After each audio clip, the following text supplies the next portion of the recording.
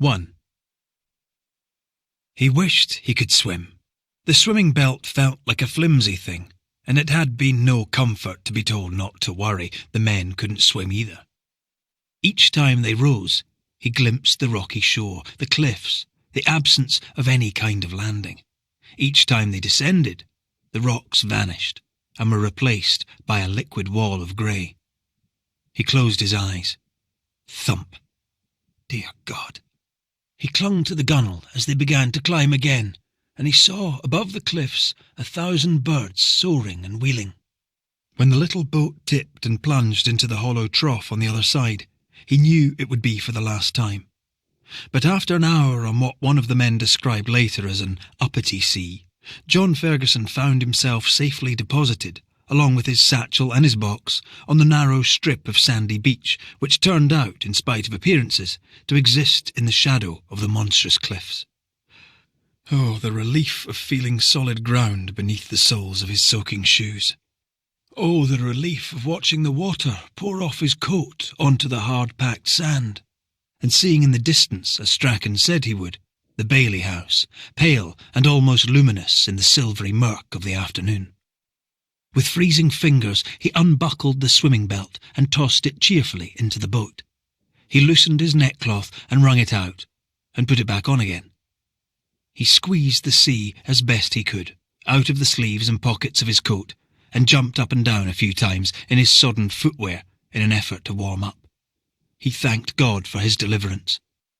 All that remained now, before the men pushed off back across the boisterous water to the Lily Rose, was for one of them to carry his box while he followed with his satchel, picking his way over the rocks like a tall, slightly undernourished wading bird, thin black hair blowing vertically in the persisting wind, silently talking to his absent wife. You see, Mary, it is all right. I'm here. I've arrived. I am safe. You have no need to worry. I will do what I have come to do, and before you know it, I will be home. 2. The weather was calm, and it rained softly. Ivar worked hard all morning, laying new turf and straw in the places where the bad weather had torn up the roof, tying it all down with his gnarly weighted ropes. It gave him a good calm feeling to do the work, climbing up onto the roof and down again, trudging back and forth over the boggy soil, and every so often pausing to sharpen his knife.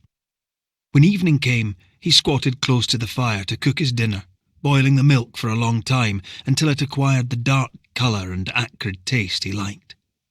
When he finished eating, he scraped the inside of the pot clean and wiped off the layer of soot on its underside, and after that he sat in his great chair with the cleaned pot in his lap, because it was the time of year when the days are long and the nights are short, and Ivar hardly ever bothered to lie down to sleep.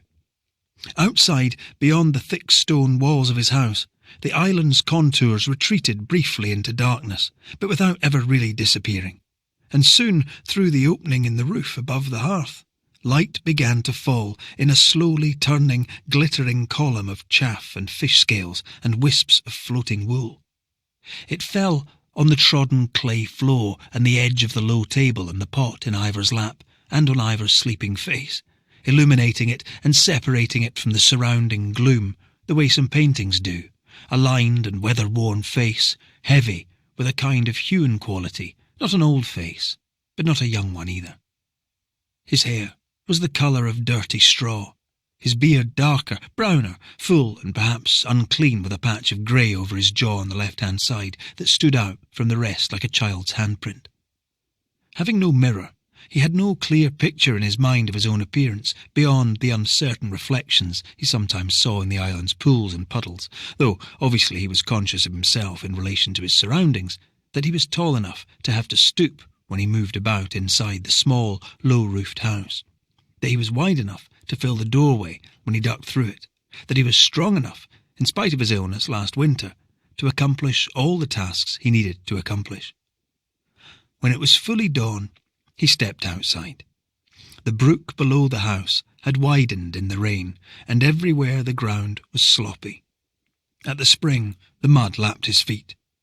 He gave the old cow a drink of water, and checked the knot on the tether, and then he went to find Peggy in the outfield and stayed talking to her for a while, patting her coarse and straggly mane with the flat of his hand. He called her an old cabbage, and a silly, odd-looking person, and a host of other pet names he had for her in his language. In the early light, her coat looked dusty and dull, a dirty grey with a bluish-yellow tinge. "Pruss," he said eventually, which was the word he used to tell her they had work to do and it was time they got going. 3. In the Bailey house, having unlocked the door and let himself in, John Ferguson emptied his satchel onto the narrow bed, his spare shirt and his second set of underwear, his comb and his soap, the blue ledger and his papers, his writing accoutrements, and Mary's picture in its tooled leather frame, the pistol, the powder, the ammunition. It was not so snug as Strachan had led him to believe. If it had been comfortable once, it wasn't any more. The narrow iron bed had no blanket, and the only other furniture was a low three-legged table and a single stool. He wondered if he might do better in the church, but when he walked down under a clearing sky to investigate, he found the little grey building was full of hay, and a good part of the roof had fallen in. Well, at least there was a cooking pot in the hearth, and on a ledge behind the house he found a small supply of peat. He also had his box with Mary's fruitcake and his other foodstuffs inside. All of these things were blessings, and for each one he mouthed a silent prayer of thanks. He also reminded himself that he had survived a long and horrible journey, and was, praise be, no longer seasick. He gave thanks for that too, and as he sank down on the little stool, he reminded himself also that he was being paid. So, he would make a fire in the hearth, and dry out his clothes, and cook himself something to eat, and try and get a good night's sleep. And in the morning he would have a little look around the island, spend the day getting his bearings, and after that he would go and find the man. 4. Ivar led Peggy down past the spring and around the base of the peaked hill. The empty baskets on her back creaked as they walked. Steadily they plodded in the direction of the shore until they came within sight of a low-lying spit of ground below the white hill which was covered by the sea at flood tide but lay dry at the ebb. It was dry now, a longish bank that formed a neck of land between the two low stretches of water on either side, and it was towards this slender piece of dry rocky ground that Ivar, after leaving Peggy to graze, was walking, carrying the wooden box in which he collected and kept his bait. There was hardly any wind, only a faint breeze towards the shore, gentle and steady against his body and his face, and for a moment he stood, enjoying the sensation of the wind ruffling his hair. He'd been out very little this past spring, first because of his illness, and then because of the bad weather when it had been too rough for much outdoor work, and impossible to fish off the rocks. The sea, restless and unruly and wild, spindrift from the heavy breakers striking against the shore and forming a deep mist along the coast. He'd spent most of his time knitting, mainly sitting in his great chair next to the hearth, but also sometimes on the stool in the byre, with Peggy occasionally talking to her, but mostly just sitting in her company, with a sock or a cap, or whatever else he was making. Walking along the bank between the two low waters in the lightly moving wind, he thought about that, the pleasure of it, sitting with Peggy and quietly knitting. Peggy very still, his hands barely moving as they worked the needles. The only other motion, a cobweb, quivering in the atmosphere near the ground. As he walked, he bent over the pools, knocking limpets off the rocks and dropping them into his bait box. And then he walked back along the beach to where Peggy was grazing, and together they went round the side of the white hill and onto the tops of the cliffs, past the church where he kept his hay, and along the wall that separated the burial ground from the pasture behind it. He carried on past the Bailey house and skirted the pool where his mother and his grandmother had drowned the pups, thinking he would carry on to the inlet to collect the grass for the cows' evening fodder. But he was hungry now. After the cooked milk yesterday, tired after his short night dozing in his great chair. "You should go home, Ivar," he told himself. "You'll feel better after some breakfast." He'll remember this, of course, that he paused for a moment above the Bailey house before making up his mind whether to go home or to carry on to the inlet for the grass. He'll remember that he looked down at it and saw nothing unusual, no smoke, no open door, nothing he wouldn't have expected to see. 5. In the Bailey house, John Ferguson had been unable to light a fire, and unable, therefore, to dry his clothes and cook himself any dinner. The peats on the covered ledge at the back turned out to be full of clay and refused to burn, and in the end he'd eaten a slice of Mary's fruitcake and spent a few cold and miserable hours lying in his damp clothes on the iron bed. As soon as it was light, he got up, telling himself briskly that at least he could wash himself and put a comb through his hair. According to Strachan, the nearest spring was only a short walk from the house. If the day warmed up, he could spread his clothes out on the heather, and while he waited for them to dry, he could perhaps begin making some preliminary notes and observations before he went to talk to the man. The important thing was not to become dispirited. The important thing was to remember that this was a job, an errand, a means to a very important end. He said a quick prayer and pushed his feet into his wet shoes, picked up the gun from the end of the bed and dropped it, along with the ammunition and the powder, into his box.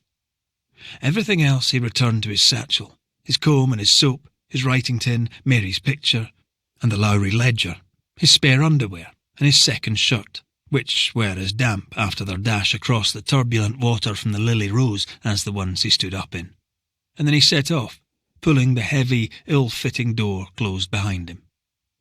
The day was clear, with only a low line of cloud over the horizon, and if you'd been up in the sky that morning above the island with the gannets and the guillemots, the puffins and the cormorants and the oyster-catchers, you would have seen his tiny black figure leaving the Bailey house and making its way across patches of pink thrift and lush green pasture. You'd have seen it pause when it reached the first expanse of heather, and you'd have seen it remove its clothes and lay them out, along with the spare ones from inside its satchel to dry. You'd have seen it, ivory white now instead of black, splashing about in the reeds around the spring. You'd have seen it make a few notes in the dark blue ledger, and then you'd have seen it get up, wearing nothing but its satchel and its half-dried shoes, and make its curious way over to the edge of the cliff, and take a step down onto the rocky, precipitous path. You'd have seen it flailing, briefly, on the slippery stone, arms windmilling like a clumsy skater's, and when it vanished, you'd have seen its satchel arcing up and away and carried off over the water like some ungainly brown bird on an invisible current of cool northern air. 6. At the inlet, having decided against his breakfast, Ivar worked steadily, bent over and tearing armfuls of the luxuriant grass from between the rocks. Slowly he moved across them, picking the grass as he went, and it was here that he stopped and straightened himself and looked out across the water. During his illness, dark swimming patches had often appeared in his vision, black clots that floated before his eyes if he made the slightest movement, and for a moment he didn't move. There was a word in his language that described the covering and uncovering of a sunken rock by the sea, and it would have also described exactly the way the dark and lumpy object kept sinking beneath the shallow waves and then appearing again. He blinked, and when the dark shape was still there, he dropped the grass and began to wade out. But the wind was blowing now, coming in gusts of increasing violence, and every time he reached for the lumpy mass, it heaved away from him, out of reach.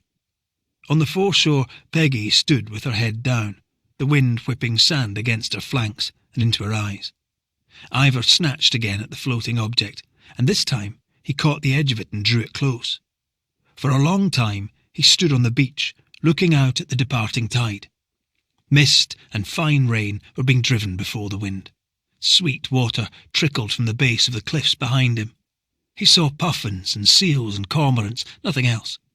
For more than an hour he stood there, but there was nothing, and no one, no large vessel or small boat of any kind, and in the end he hung the satchel from his shoulder, packed the grass into Peggy's baskets, turned his back on the beach, and went home. In the satchel he found a bundle of sodden papers inside a blue cloth cover, a comb like the one Hannes had once brought back for Jenny from Bergen, the time he got the tea and the tobacco, only smaller and with smoother teeth, a piece of corn-coloured soap soft and squashy from all the water, a tin containing a small folding knife and what he believed to be writing implements, and right at the bottom, under the papers, he found a dark-haired woman inside a leather frame, looking up at him from behind a piece of broken glass, with a shy and secret smile. It was impossible to make out her surroundings, which were misty and brown and indistinct, as if she was standing in the grainy gloaming of an early winter afternoon. But the woman herself was as alive as anything he'd ever seen, and more alive by far than his memories of Jenny, or his mother or his grandmother. In his whole life he had never seen anything like her. He touched her with his finger, almost expecting her to move, and for a long time he knelt before the fire holding her. It was late when he stood up and propped her against the wall on the stone shelf above the hearth while he separated the soaking papers that were in the bag and spread them out in front of the fire to dry. If there'd been anything written on them, any words in English or Scots or Danish or Norwegian or any other language he didn't know and couldn't read, they'd been washed away. The blue cloth they'd been wrapped in he wrung out with his hands and spread that out too. The soap he lifted to his face, but it smelled of nothing but the sea, and he set it down on the hearth next to the comb, and then, even though everything was already illuminated by the fire, he lit the lamp so he could look again at the smiling, dark-haired woman, who was somehow alive inside the frame and the murky brown darkness that surrounded her. 7. The picture of Mary Ferguson in the tooled leather frame was a calotype by Robert Adamson. It was made in Edinburgh a few months after the Fergusons' marriage and 6 weeks after the Reverend John Ferguson resigned his living in the city's northern parish of Broughton and became a poor man by throwing in his lot with the Free Church of Scotland. Me? Oh no, John, not a picture, not of me, please, no. But John Ferguson was too excited to be put off. Not a picture, Mary. A calotype, a way of seizing and preserving a living image, from the Greek, from kalos, meaning beautiful. John already had an appointment of his own with Adamson, the young photographer who had embarked upon the task of bringing as many of the rebellious ministers of the new Free Church as would come to his rock house studio at the foot of Carlton Hill. Working from the calotypes, his friend the artist David Octavius Hill would then paint them onto a vast canvas commemorating this historical split between the established church and the new one. Mary was nervous before the camera and acutely conscious of her teeth. It is perhaps why she looked so shy in the resulting image and not as forceful as she could be in real life. She also found the image a little ghostly in spite of its magical reality. She could see it was her own living self that the young Mr. Adamson had somehow seized and frozen with his liquids and his light, that it was undoubtedly her standing on the sheltered, foggy-looking back lawn behind his studio, and yet it gave her the unsettling feeling that she was looking at a picture of herself after she'd died, that it was some sort of memorial or souvenir. John, though, was enchanted. Solemn, even severe in repose, his bony Presbyterian face broke into a delighted smile when they returned to collect it, and he saw for the first time what had been achieved.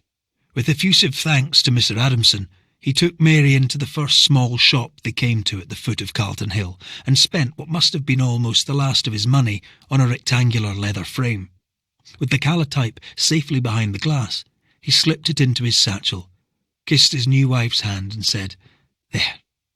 Now, if we are ever separated, I will still have you with me, my most precious darling, at all times." 8. If a vessel had come and gone, Ivar hadn't seen it. If a vessel had come and been sunk by the storm, he hadn't seen that either, nor any small boat digging its way fiercely to shore. He'd stayed inside all day and all night and hadn't stepped out until he knew the wind had died, and he was ready to begin working on the roof. He went down now to the beach to look for any bits and pieces that might have come from a wreck, but there was nothing. From the top of the white hill he looked out in every direction, scanning the water for the remains of a vessel or a boat or anything drifting. But there was nothing he could see from there either, only the pasture and the cliffs and the choppy wash of the waves near the beach, the swell further out. As the waves gathered towards the shore, they resembled veins raised beneath the skin of the sea, moving in a shifting line that altered and broke like a line of geese heading north. But they brought nothing with them. He closed his eyes and opened his mouth to hear better, but there was nothing then either. Nothing he wouldn't have expected to hear. When he went out again later, he took the woman with him in the big pocket of his short wool coat.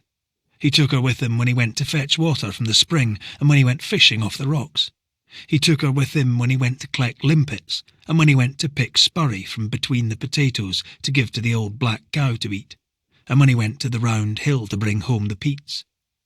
When he cooked his dinner, he propped her against the wall on the stone shelf above the fire, and when he went to sleep in his great chair, he tucked her inside his jumper between his collarbone and his heart. 9. My brother-in-law's circumstances are very narrow since he renounced his emoluments. Andrew Armstrong had written to his godfather, Henry Lowry. It was likely to be a temporary situation, he'd explained, one which would last only until the new Free Church progressed towards the building of its own churches and generally poured its stubborn principles and evangelical energies into new livings for its impoverished ministers, of which his brother-in-law was one. His name is John Ferguson, he'd written, and although he is a churchman, I can vouch for his ability to make himself generally useful, his father having been a steward on a large estate across the water in Fermanagh. What Henry Lowry thought of John Ferguson's break with the established church is not recorded. If he was irked by the new Free Church's revolt against the right of landowners like himself to confer clerical livings on ministers of their choice, or, to put it another way, distribute favours according to their own wishes, he didn't say so. What seems likely is that in his opinion one Presbyterian minister was much the same as another, none of them, in his experience, having kicked up any sort of fuss about the removal of people from estates, like his own, in order for them to be replaced by sheep. Whether they'd stayed with the established church or come out with a new one, it made no difference. They had not interfered. Indeed, the Presbyterian doctrine of providence had proved something of a boon in clearing the people, reminding them, as it did, that the events of their lives were no more than the unfolding of God's will, that any suffering accruing from their removal was no more than divine punishment for their sins. All of it nonsense, in Henry Lowry's opinion, but if that was what the church believed and chose to preach, so be it, and all the better as far as he was concerned. It seems likely, then, that it didn't take long for Henry Lowry to mull over his godson's proposal before deciding that having a clergyman help out on his estate might be unusual, but was in no way unattractive, and he wrote back by return of post saying he'd be happy for Reverend Ferguson to travel up to Perth and meet his factor, who was very busy at the present time and could quite possibly benefit from a little assistance. The Lowrys had been relatively slow to begin the time-consuming process of clearing their land, partly because Henry's son James had an entrepreneurial streak and had been pestering his father to consider various experimental ventures south of the border, a salt mine and a copper smelting house in Liverpool, a manufactory of mohair and twist buttons in Macclesfield, an opportunity in gypsum in Derbyshire, a place outside Stafford where there was earthenware to be profitably made. But to each new scheme Henry Lowry's response had been the same. The estate had no cash, no money at all. Nowhere were the rents keeping pace with expenditure, and in the end even James had been convinced by the example of other landowners who had simply decided to replace people with sheep, and in doing so were making the best of what they already had. James had soon become as enthusiastic as his father about taking the same big broom that others had been busy with all over Scotland, from Lanark in the south to Sutherland in the north, and it was galling to him now that they were so behindhand with their own removals when others, first in the lowlands and then in the highlands, had been making improvements, sweeping clean the countryside for decades and reaping the rewards. Like his father, he'd become impatient to make up for lost time, for there to be more and more portions of the Lowry estate that were rented out to a single flockmaster where you could stand on a hill or rise and look out over clean, productive country that was quietly replete with sheep, instead of cluttered with the ramshackle dwellings of small, impoverished, unreliable tenants, scraping a profitless living in a manner that no longer made any sense. John and Mary Ferguson arrived early on a Saturday morning with the mail coach from Edinburgh and went straight to the estate office. They stood while Strachan, the Lowry factor, bent over a map laid out on the table between them. tapped his finger on a spot a great distance from the coast, and told them without preamble that the proposal in this particular case was for upwards of 1,000 sheep. Reverend Ferguson, he said, was to carry out a survey of this out-of-the-way corner of the estate to assess the adequacy and extent of the pasture, and whether there had been any deterioration or significant change in the years since he, Strachan, had stopped calling there for the rent. "You should bear in mind, Reverend, how good the sheep will be at making the most of every inch of available grazing, how nimble they will be, and as happy to browse the shore as the tops of the hills. Far better, say, than a pack of black Highland cattle when it comes to ferreting nourishment from the most inaccessible places between the rocks, and not averse to a little seaweed to supplement their diet."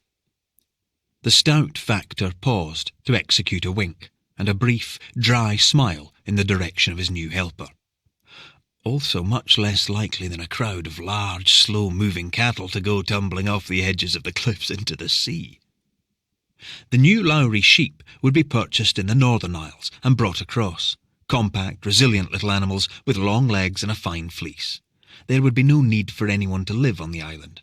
A few shepherds and a gang of boys and dogs would visit 3 times a year, once in November to put on the tups, once in the summer to bring off the wool, and once in the autumn to pick up the lambs. Other than that, the excellent creatures would look after themselves.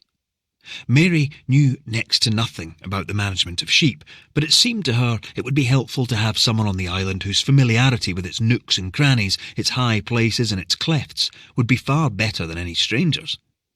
And the man who John is to remove, could he not stay and do the shepherding? As soon as the words were out of her mouth, she'd glanced at John, conscious that she had said something unhelpful. If the man stayed, John would not be sent to remove him and would not be paid. Strachan looked at his feet, and when he spoke to Mary, it was in a slow, patient, almost fatherly voice, as if he were addressing a stupid child. "No, he could not, Mrs. Ferguson. As I said, there is no requirement for anyone any more to be there all year round. Any inhabitant, such as this one, is quite redundant, and, with his own needs and the needs of his motley collection of livestock, an encumbrance." Perhaps the Lowry factor thought Mary was having trouble grasping what he was telling her, because he rephrased it then in a slightly different way. "We can't have any squatters on any of our land who take, Mrs. Ferguson, but cannot afford to give, neither now nor at any time in the future. If the island is ever sold, or the tenancy transferred, it will want to be sold or leased clean. He will be brought to a substantially more comfortable place on the coast where he'll be able to turn his hand to forestry or sea fishing, and will, I'm sure, do very well for himself." Mary stood thinking of the reports she'd read in the newspapers over the years of people in Sutherland and Westeros and the Hebrides who had not, in fact, done well for themselves, who had wanted very much to stay where they were and farm, instead of seeing their houses burned or reduced to rubble and the land they'd worked for generations laid under sheep. She looked at John. They'd gone over it all many times since Andrew had shown them Henry Lowry's letter outlining the nature of the work the estate factor, Mr. Strachan, was currently undertaking, and the particular errand in which Reverend Ferguson could be of immediate assistance. "So will John be bringing the man's livestock away too?" Strachan paused. He was tired of Mary Ferguson's questions and turned to her husband to answer this one. "No, he won't. As far as he recalled, there were some chickens and a small bevy of scrawny indigenous sheep, a blind cow that was good for nothing apart from being spoon-fed huge quantities of the best grass on the island, and a bad-tempered horse with a ridiculous name he couldn't remember. Keane will dispose of them all when he returns in a month's time to fetch you off, Reverend, and I've no doubt he'll pay our man fairly when he leaves, for the loss of his magnificent beasts." 10. Pale and shining in the cool sunlight, from a distance the naked man resembled an enormous jellyfish. Peggy saw him first, and stopped without Ivar expecting her to, so that he stumbled against her before they came to a halt. He bent down. The man lay with his arms outstretched and his face to the sky. On one foot he wore a single shoe. He was terribly bruised and cut all over, and Ivar could see a few small stones in his open mouth, which made him think he must be dead. But when he touched his cheek, he felt his breath against his wrist. He stood up, looked out across the water, and closed his eyes, his ears full of the cries of curious and hungry gulls trembling on invisible currents overhead, of the wallop of the waves and the noisy scrabble of the beach being dragged out beneath them as they retreated. In the pocket of his short coat, his hand closed round the leather frame, gripping it tightly, because he was not such a fool that he didn't understand it belonged to this naked stranger. He would have struggled to put his feelings into words, but it's fair to say that in less than 2 short days, the woman inside the frame had become precious to him, and he would have preferred it if the man had been dead. He leaned against Peggy, and for a long time he hesitated. He wished the old horse would speak and tell him what to do, but she didn't, and eventually he removed the big wicker baskets from her back and set them down in the sand. And when a battered black coat came tumbling towards them like a snarl of ragged seaweed, he took hold of it by one of its tattered sleeves and stooped and lifted the man in his arms and settled him across Peggy's back in the basket's place with the coat covering him. And when his weight was equally balanced, with his head hanging down on one side and his feet on the other, the 3 of them proceeded slowly along the beach below the precipitous path in the cliff from which the Reverend John Ferguson, losing his footing in his thin-soled shoes, had fallen. 11. Ivar rolled him in a knitted shawl. He scraped the hard deposits of blood and sand from the big oblong wound in the back of his head and washed the lesser scrapes and cuts on his narrow face and hands. His left leg was swollen from what Ivar reckoned was a break above the ankle, and he wound this tightly with a piece of his prickly homemade rope, thinking, as he took hold of the bones, "This will be the moment when he cries out in pain." But he didn't. John Ferguson didn't cry out, and he didn't wake up. Ivar sat in his great chair, and at some point he must have slept, because when he woke, light was falling through the square opening in the roof above the hearth. On his bed the man lay sleeping or unconscious, he didn't know which. He rose stiffly, ground a little corn, stirred it into yesterday's leftover milk, and put it on the fire to warm. But even with all this clatter and moving about, the man still didn't wake up or alter his position in any way. It had happened once, when Ivar was a boy. One of the men had fallen from the fouling cliff and wasn't killed, but he'd never opened his eyes or moved again, except that sometimes his eyelids would jump, and in the small crack between the upper and lower lids you'd see his eyeballs. Only they never moved in the way a sleeping person's did. They just lay there like white pebbles. For a month there was no change, no movement apart from the occasional twitching of the eyelids, which was enough to sustain his wife in her belief that he was perpetually on the brink of waking up, but he never did, and eventually he died. Ivar leaned forward in his great chair and peered at the man's face in the firelight. His eyelids did not flutter, there was no crack between them, and Ivar couldn't see if behind the thin and wrinkled skin his eyes were moving like a sleeping person's, or lying there like white pebbles. Towards evening he had a smoke, pinching out a few of the remaining threads of tobacco that were still left from when the Norwegians had come. The tobacco was old now and stale, with no more flavour than if he'd stuffed his pipe with a bit of ground-up sheepskin, but still, he liked the feeling of the smoke being pulled down inside his body, and then watching it leave him in a rough torrent that collapsed into a flattened, stringy cloud, like a skein of yarn that slowly disintegrated and became absorbed into the atmosphere around him. He took out the woman from inside his sweater and ran his thumb across her mouth. He didn't know what to do. 12. Mary never wanted it to be John who went, but Strachan said he had his hands full elsewhere.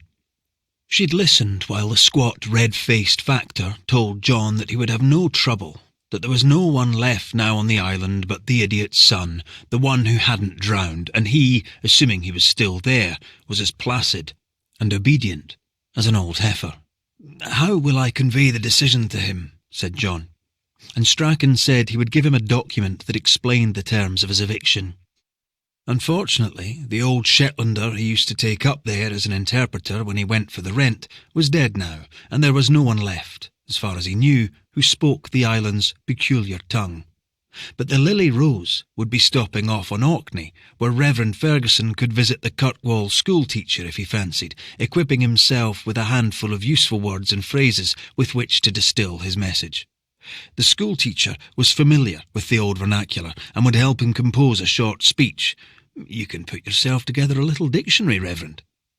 Then, from a cabinet on the wall, Strachan had produced a pistol. John took a step backwards, and his mouth opened.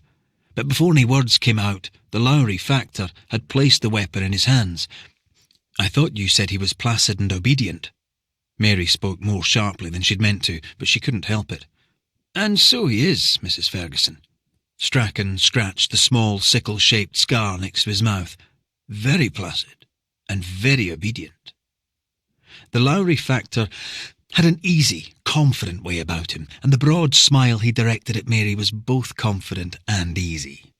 "He is, however, very large and very accustomed to being where he is, and I wouldn't want to send the Reverend off without something to fall back on in the unlikely event that our man becomes excitable. And besides," he added, "no one would want to have to rely solely on his box of Lowry provisions during his stay. A few fresh, tasty birds, of which there would be a greater abundance than he had ever seen in his life, would liven things up nicely, and the pistol was just the job for that."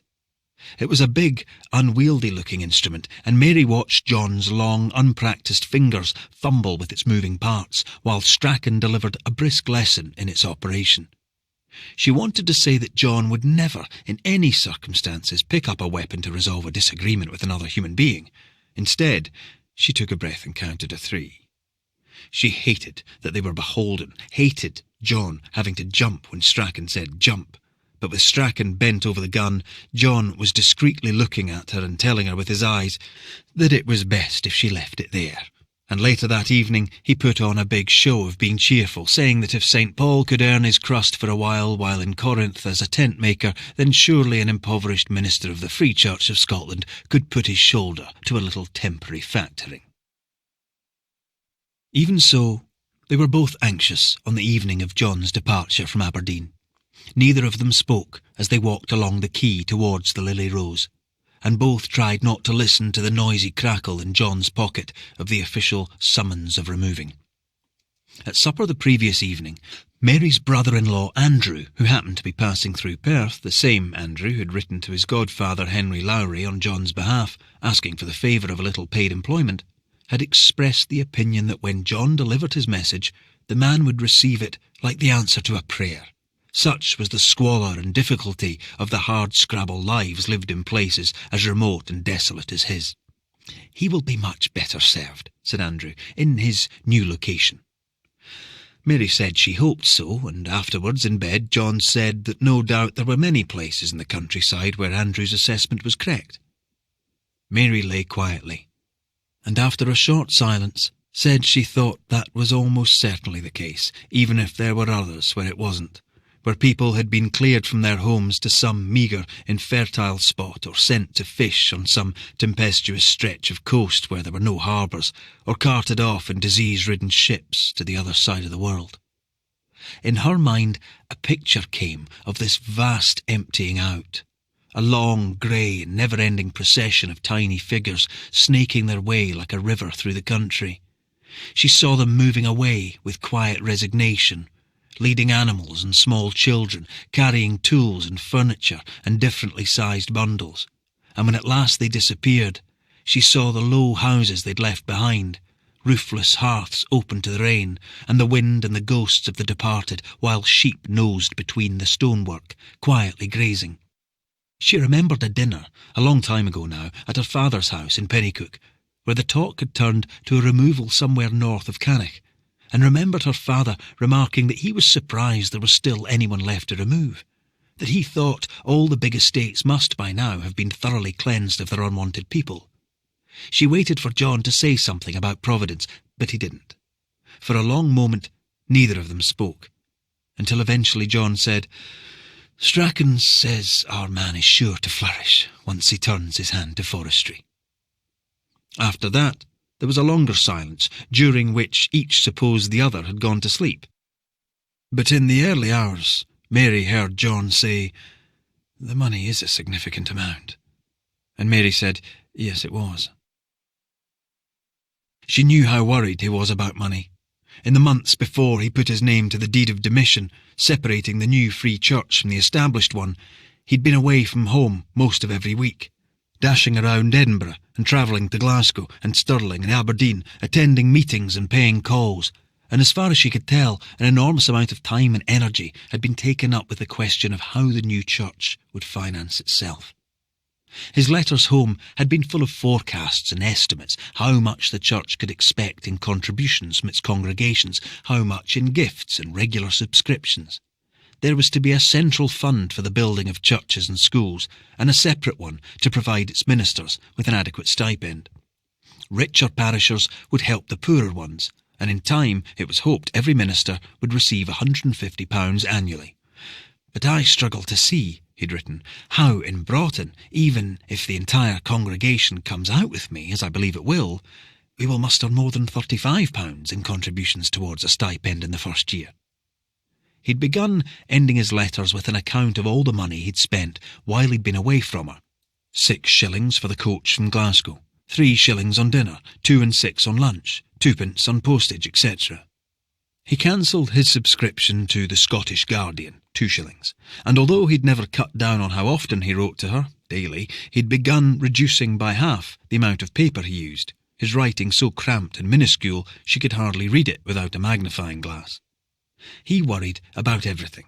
He worried about raising enough money to buy a stove to keep the congregation warm this coming winter in whatever temporary structure they might be able to find to serve as their church. He worried about being able to spare £1 annually to pay a reliable person to watch the stove and stand at the doors to greet people when they came in and welcome them and be polite to them. He worried he wouldn't have enough money to buy folding chairs for people to sit on, let alone a set of communion vessels or a pulpit robe for himself.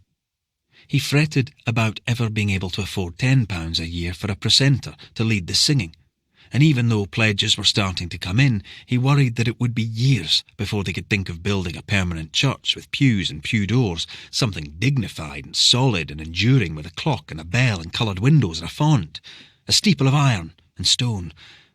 But most of all, she knew he worried about her, about where they would live and what sort of home he would be able to provide, how he would put food on the table and coal in the grate. He was obsessed with the predicament of his friend Dr. Tulloch, who after moving out of the manse at Carmilly near Arbroath was living in a turf hut on the banks of the River Tay, while his family lodged in the cabin of an abandoned boat where on Sundays, in the open air, he preached from the deck. Mary had told him repeatedly that she could think of many worse things than living in an old boat, but he only nodded, and she knew what he was thinking, that he was failing her as a husband, that he was sacrificing her comfort and security at the altar of his principles and his faith. They'd had the same conversation so many times in the course of the past few months, Mary telling him it didn't matter, and she didn't care, and John saying it did matter, and he cared.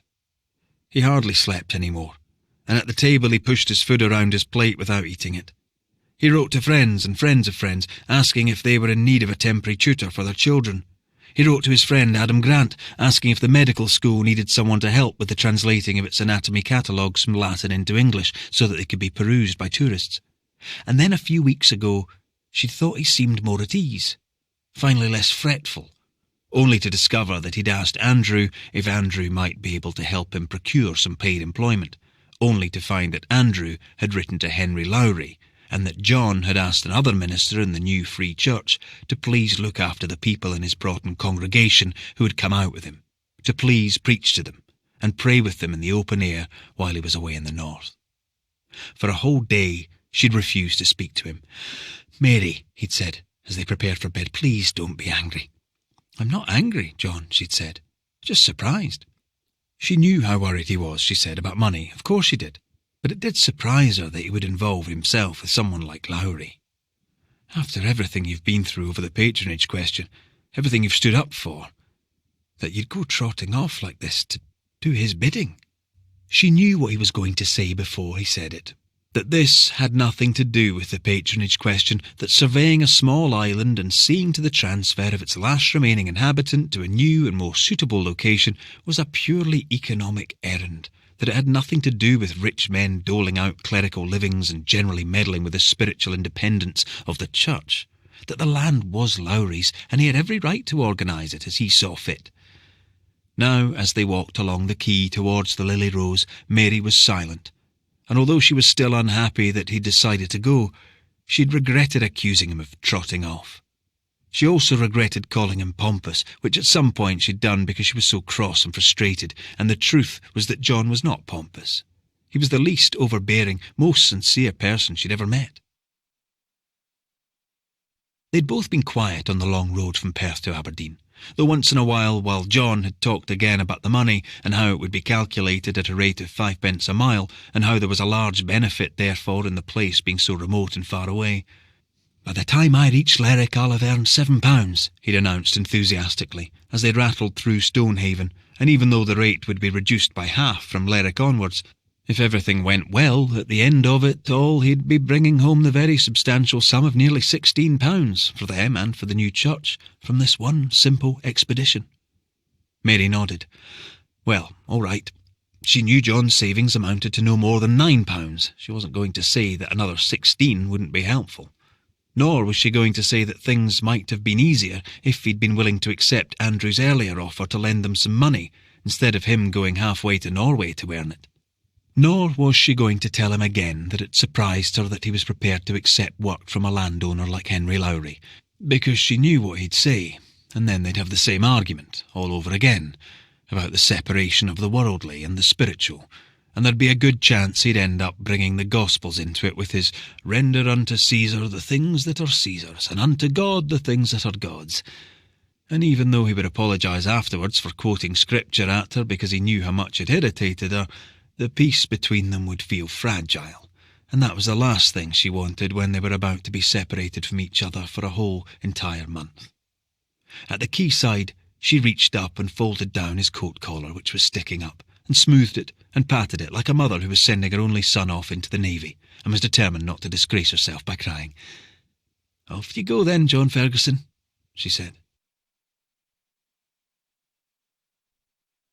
13. Morning came. The stars faded away.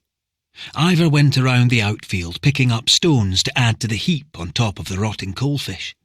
He sorted his potatoes into 2 piles, big ones and little ones. He spent half an hour tying rags on the feet of the hens to stop them scratching up the seed corn. Inside, he stirred a little meal into a pan of milk and boiled it. But when he sat down in his great chair with the pan, he found he couldn't eat it. He tried to knit, but he couldn't settle. And when he sat down at his spinning wheel, it was the same. The yarn kept snapping, and he couldn't relax. He took the woman out from under his jumper. She was older than Jenny, but younger, he thought, than his mother. He drew his finger along the outline of her sleeves until he reached their elbows, then passed them on to the remainder of her arms, all the way down to her hands, which were lost in the puffy lap of her enormous skirt. He thought about hiding her in the wooden box, not the one where he kept his bait, but the other one, bigger one, where he kept his meal. But the minute she was in there, with the lid closed, he missed having her with him, and took her out and pushed her back under his jumper. He picked up the man's comb, the bar of soap, the big satchel itself, which was stiff and dry and marked all over with wavy, crumbling lines of salt. In his great chair he sat with them for a while in his lap, and then he put them down again on the hearth and took hold of the man's metal tin. The little knife inside it opened like a shell, 2 halves that resisted slightly when he pushed them apart with his fingers, but remained firmly joined together at a point in the middle. He tested the blade against his thumb and stepped over to the bed and to the man, who seemed peaceful. He wondered if he might choose this moment to wake up. But when he put his hand under the heavy head, nothing happened. The man's eyes stayed closed and his breathing went on peacefully and evenly as before. Ivar pushed his hand further under the head so he could get a little more purchase on it, and then he tilted it and began cutting away the hair around the big wound. In some places it was so hard-packed and stuck together he had to loosen it first with his fingers because he couldn't see where it started and where it finished. It was as if it had begun to put down new roots into the wound itself, and it made a tearing sound as he cut, reminding him of the sound his sheep made pulling at the grass with their teeth, or of his own pulling at the reeds that continually encroached around the spring, choking it. There. That was better. He threw the dark cut-away hair onto the fire, where it sizzled and burned away to nothing, and then he peered curiously at what his cutting had revealed, which was a circle of clear white bone that seemed to be neither cracked nor chipped, but left him no wiser than before as to whether the man would recover or not. In the dim firelight he examined the narrow face, blue-grey and still. It had a sharp nose and dark eyebrows that were higher at the sides than where they met in the middle, like a bird flying. Ivar peeled back the knitted blanket. The hands lay with their palms upwards, their fingers curled, the tips scorched, raw. The knees were also skinned, and a large part of the chest over the rib cage, both hips. He must have fallen with a burning speed. Suddenly a horrible, wet, gritty, gargling sound came bubbling up out of the man's throat, as if the little stones that had been in his mouth when he was lying on the beach were still in there. And Ivar wondered if what he was hearing was the noisy, rattling breath of someone who was about to die. But the gargling sound stopped as suddenly as it had started, and the man's breath came quietly. A dulcet in-and-out whisper, punctuated every now and then with a tiny sighing squeak, and about an hour after that, he opened his eyes. 14. Slowly John Ferguson looked around at the walls and up at the opening in the roof, blinking once, twice, and then a third time before his eyes came at last to rest on Ivar himself. He tilted his head slightly, but then he grimaced and drew in his breath sharply and was still again. In a rusty, rasping voice, he spoke a few words of what Ivar thought was English or Scots or a mixture of the two. "Ivar," said Ivar, in a slow, reluctant way, placing the palm of his big hand heavily on the front of his thick and filthy sweater. "John Ferguson," whispered John Ferguson, before his eyes closed again. 15. He couldn't think where he was or what had happened to him. His eyelids were so heavy that every few seconds he had to close them again. The rest of the time he wasn't always asleep, but he was so dazed, and the pain in his chest and behind his eyes and in his leg was so ferocious if he shifted his position even a little, that all he could do was lie on his back without moving. When he did open his eyes, he could see a clay jug he didn't recognise, and there was a foul odour everywhere of fish and decay. He saw a spinning wheel and a blue and white teapot and a chair with a tall wicker back and sides, a cooking pan and a mound of dirty wool, all of it unknown to him. He remembered standing on the quay with Mary, and he thought he'd been at sea, but for how long or where he'd been going he couldn't say. The only thing he felt sure of was the feeling that he was not surprised to see the big fair-haired man looming over him, that there was something important about him he was supposed to know, but whatever it was lay just beyond his grasp, some detail which, like the reason he'd been at the quayside with Mary and what had happened to him since he left her, he'd forgotten. It was peaceful, watching the slight movements of the big needles in the man's hands while he knitted, and when he was spinning to follow the passage of the thread as it was twisted and guided by the fly to the spool. The spinning wheel made him think of fairy tales, and being a boy in Dundee at the house on Balfour Street. The telling of fairy tales had been forbidden by his aunt, but her housekeeper Annie had told them to him anyway, and it was far from unpleasant, lying motionless, floating in and out of sleep or unconsciousness, watching the knitting and the spinning. Things were uncomfortable for Ivar, though, now that the man was awake for brief periods during the day. He was conscious all the time of having the woman hidden inside his jumper, and there were moments he had the feeling the man must know she was there.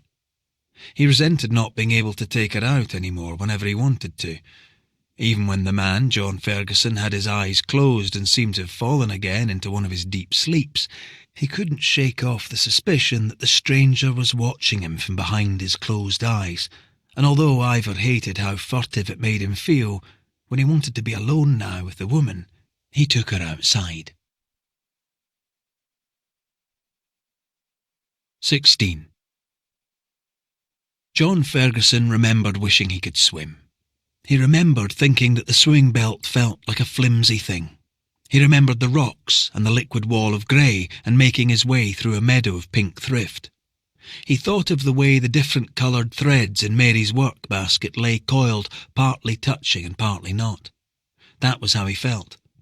That some of the threads of himself were connected, but most of them weren't, and that he was continually on the point of joining them all together, without ever managing it. It was like searching for a word he knew, but couldn't pluck from his brain. He lay with his eyes slightly open, and in the gloomy daylight he surveyed the bare, thick walls of the hovel. His weary gaze moved along the runnel of dirty water in the clay floor beside his bed that seemed to drain out through a gap between two stones in the corner.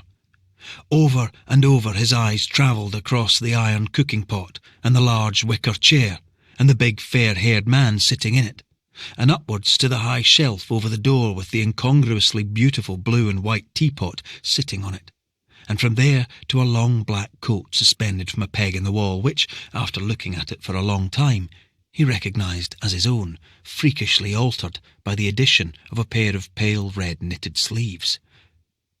Where were the rest of his clothes? He knew he wasn't wearing them. He could feel the scratchy wool of the blanket on top of his skin all the way from his neck to his feet. On the hearth he could see his satchel and one of his shoes and a heap of papers he thought must be his Gospels, the sheets lying one on top of the other, crisp and undulating like a pile of autumn leaves. But he couldn't see Mary. Perhaps she was in the bag. He hoped so, because he felt bereft without her, and the stiff, salt-stained bag looked like his Gospels, as if it had been in the water, and he couldn't get out of his mind a picture of her beautiful portrait rolling across the lumpy floor of the ocean, among the weeds and the fishes, as if Mary herself were being tossed about and drowned. He tried to lift his hand to point to the satchel, but it was too painful, and he was too exhausted. His vision had turned cloudy, and when he tried to ask the man to pass it to him, he was too tired to say the words, and a moment later he was sleeping again. What, if he'd been looking on, would John Ferguson's old university friend Adam Grant have said? Grant, who regularly peered into the open heads of cadavers on the dissecting table at the Anatomy Theatre on South Bridge in Edinburgh. Grant, who had talked to John Ferguson for hours on end about the mysteries of the human brain when they were both students hurrying up and down the narrow streets and steps of the old town, noisily discussing medicine and theology. Well, for a start, being a great reader, he would probably have complained about the fashion beloved by the worst kind of contemporary novelists for inflicting catastrophic and prolonged memory loss on their characters. Very likely he would have called it a cheap plot device to complicate an already complicated series of events. No doubt he would have poured scorn, too, on the popular myth that the best way to restore a misplaced memory after being hit once on the head was to be hit again. Almost certainly he would have told his friend John Ferguson not to worry, that his brain was probably just a little swollen, and that in cases like this, amnesia rarely extends beyond a few hours, or at most a few days, during which it is quite normal to experience a certain amount of confusion and bewilderment. Which is exactly what happened to John Ferguson. All the disconnected threads of himself coming together in a rush when he woke up on the morning of the fourth day. With sparkling clarity, he remembered exactly where he was and why he'd come, and what it was he needed to do now that he was here. The knowledge blew through him like a blast of cold, invigorating air, leaving him wide awake and wondering how best to proceed. 17. He'd found the Orkney schoolteacher easily enough in a tall yellow house with a black door at the top of Albert Street, just south of Kirkwall Harbour. But it turned out Strachan had oversold William Flett's ability to help. When John Ferguson named his destination, Flett said there was no one alive anymore, as far as he knew, who spoke the island's ancient language. His own dialect bore a slight resemblance here and there, but it was not the same. "Oh," said John Ferguson glumly, which was rude of him, But he had been ill from the moment the Lily Rose left Aberdeen. He was a poor sailor at the best of times, anxious and fearful of the water, and his unremitting nausea had left him very tired. On top of which, he'd become increasingly worried, lying in his fetid bunk, that when he found the man and explained to him what was to happen, he would fail to do it properly, that he would be unable to describe to him the advantages of his new location, or explain to him, if he seemed reluctant to accept the news calmly, that God's purpose lies behind everything in our lives, even if we cannot at first see it. He worried that things would go badly, and he would have to resort to making threats with a weapon he scarcely knew how to use. "I'm sorry," said Flett. "You're disappointed, Reverend."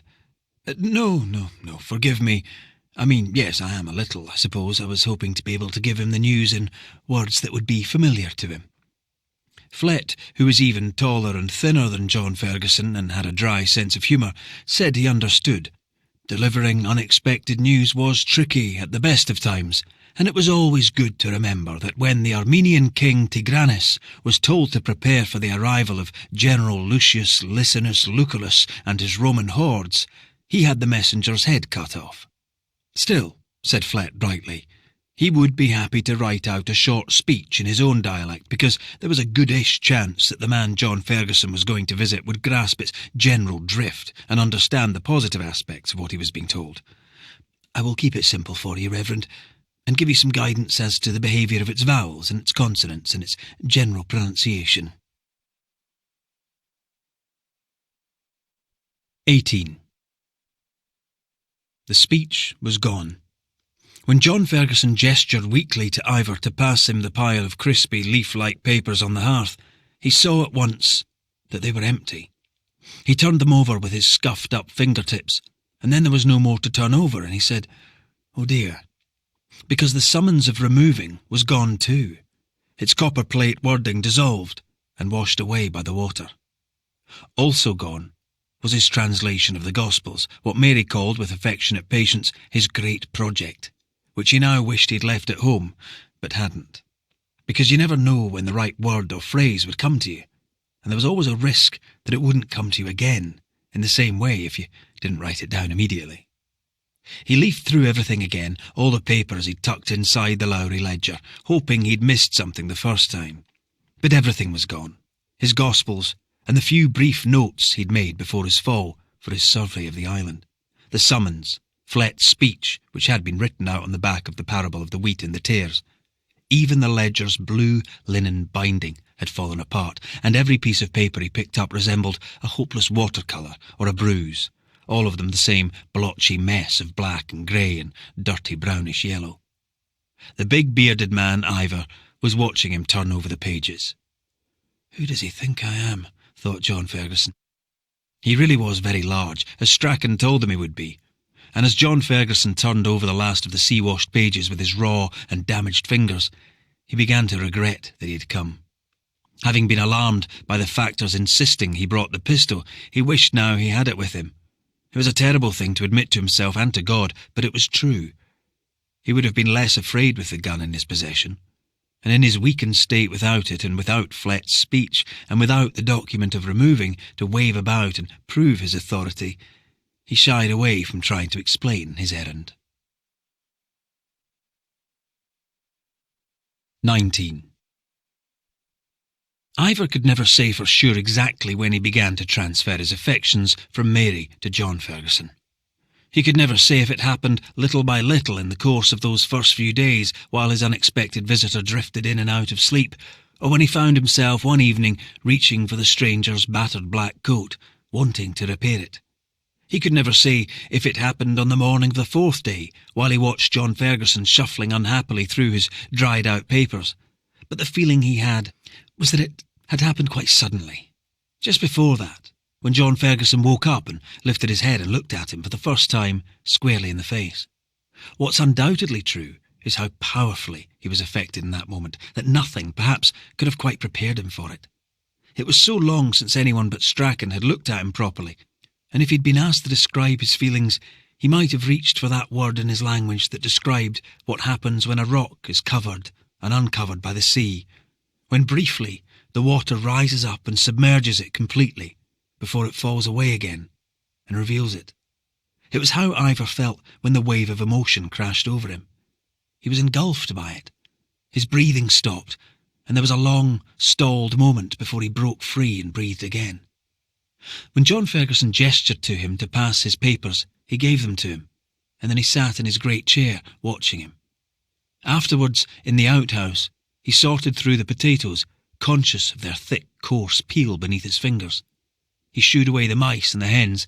He touched his beard and studied different parts of himself he could see, the splits and grooves on the backs and palms of his hands, and the wisps of wool that were caught in them, his legs and his bare feet and the muscle at the root of his thumb. It made him dizzy, the thought of someone else's eyes upon him. When he came back inside, John Ferguson was lying down flat on the bed again, but his eyes were still open. Ivar dried a small quantity of corn in the pot over the fire and ground it roughly, and stirred it into a bowl of milk, and while it was warming, he stepped over to the bed and eased his hands under John Ferguson's armpits and lifted him a little so he could feed him. But the effort of looking at his papers must have worn him out, because by the time the porridge was ready, he was sleeping again. And Ivar pulled the big woolen shawl up to his chin and fetched another peat from the ledge outside and put it on the fire and moved his great chair to the side so it wouldn't be in the way of the heat. While John Ferguson lay quietly, he sat at his spinning wheel, smoothing out and thinning the yarn, alternately looking at his work and glancing over at the bed, unable to quite shake off his fear that at any moment he might look up and find that his visitor had disappeared.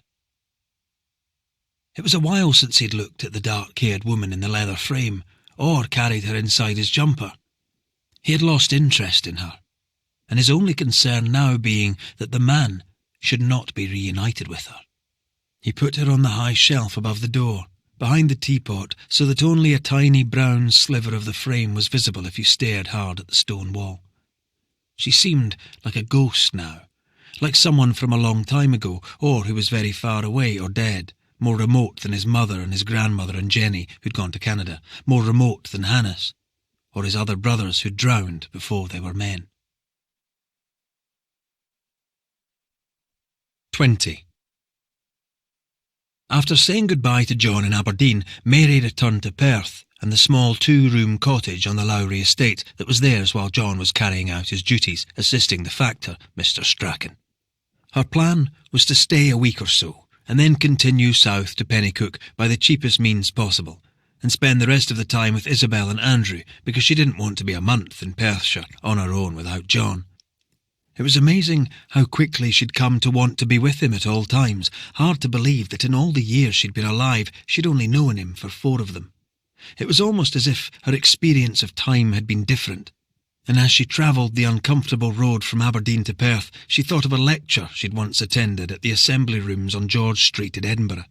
Attracted by its irresistible title, The Mysteries of Outer Space, she'd gone away from it with the knowledge that a single day on Venus lasts almost as long as an entire year on Earth. Watching now through the window of the slow-moving mail coach, the passage of trees and houses, people, animals and bridges, it occurred to her that her life with John had been like that. As if, in the midst of all the ecclesiastical drama of the past few years, they had still somehow, in spite of the busyness and anxiety of the past few months, managed to live in the eye of it, at some sort of slower centre of it all, on a different planet of their own. She'd never thought she would marry, had never expected to meet anyone she would love as much as she loved John. For a while, when she was young, there'd been Angus Souter, turning up every other day at her father's house with only 2 topics of conversation, his dogs and the price of resin and tar and anything else to do with his family's floorcloth business in Peebles. After every visit, Mary would run down the street to her friend Alice Monk, and the 2 of them would lie on Alice's bed doing imitations of Angus Souter, laughing until they could hardly speak. For a long time, Mary was certain she couldn't be happier than if she'd been able to live the whole of the rest of her life with Alice, the 2 of them in a small house of their own. But when Alice was 19, she married and sailed with her new husband to Calcutta, where she died. After that, Mary generally preferred her own company. She went for long walks in the Pentland Hills and spent afternoons at the Free Library in Pennycook. She attended public lectures in Edinburgh and in any other places that weren't too far away to justify the trip. On Sundays, after church, she had supper with Isabel and Andrew and their noisy young family at their square, pretty house next to the Armstrong paperworks. When her father died, the debts revealed in his will came as a surprise, and she lived carefully, after the sale of his assets, in a small rented house on the edge of town, always thinking that sooner or later someone like Alice Monk might turn up in some corner of her life, someone interesting and good with a knack of making her laugh. But nothing like that happened. Isabel invited a series of dull bachelors to supper on Sundays, and everywhere she went she came across men who paused to speak to her, men striding over the kips from Silverburn who wanted to tell her about the best paths, men browsing the most serious-looking bookcases at the library who made recommendations as to what she should read, men who took their seat next to her in drafty assembly halls and talked through the whole lecture so she couldn't concentrate on what was being said. And occasionally she bumped into Angus Souter in the street with his wife, and thanked her lucky stars that she had not caved in to the combined pressure of Isabel and her father to marry him. And then the crisis with her teeth had come along, and she'd met John. She was 43, and the Pennycook dentist, trying to soften the blow perhaps, said it wasn't unusual for a woman's teeth to suffer from having children, which made her realise he was confusing her with Isabel. He could relieve her pain, he told her, by taking out some of her front teeth, 2 at the top and 3 at the bottom. Mary nodded. She had never thought of herself as vain, but she thought now that perhaps she was. It was almost unbearable, the picture that came into her mind of herself with only some of her teeth. Vividly she saw Alice, lying with her mouth open, the two of them holding their stomachs and laughing over Angus Souter and his floorcloths. When the dentist, Mr. Howe, said he could make her some new ones, porcelain in an ivory setting, for 25 shillings, she laughed, because what else was there to do? She couldn't possibly afford such a gigantic sum. The dentist leaned back in his chair then and put the tips of his fingers together and said he might be able to do them for less if she was open to an experiment. Mary said she was always open to experiments, and the dentist went on. I have a cousin, Miss Law, in the United States, who is an engineer at the Eagle India Rubber Company in Woburn, Massachusetts. This cousin, he said, had a friend, a Mr. Goodyear, who had invented a substance he called vulcanite rubber, which was not yet patented, but made a very good alternative to ivory when it came to the setting of false teeth. If his cousin could get him some, he could probably make her a set of dentures for as little as 7 and 6pence. Her new teeth were in her mouth when one of the Comrie earthquakes struck, the big one that caused a breach in the dam near Stirling. Boom! As if the small public hall where she was sitting had been smacked by a giant hand or crashed into by some enormous invisible object, bringing down the ceiling in a shower of laths and plaster and sending door handles and window glass flying.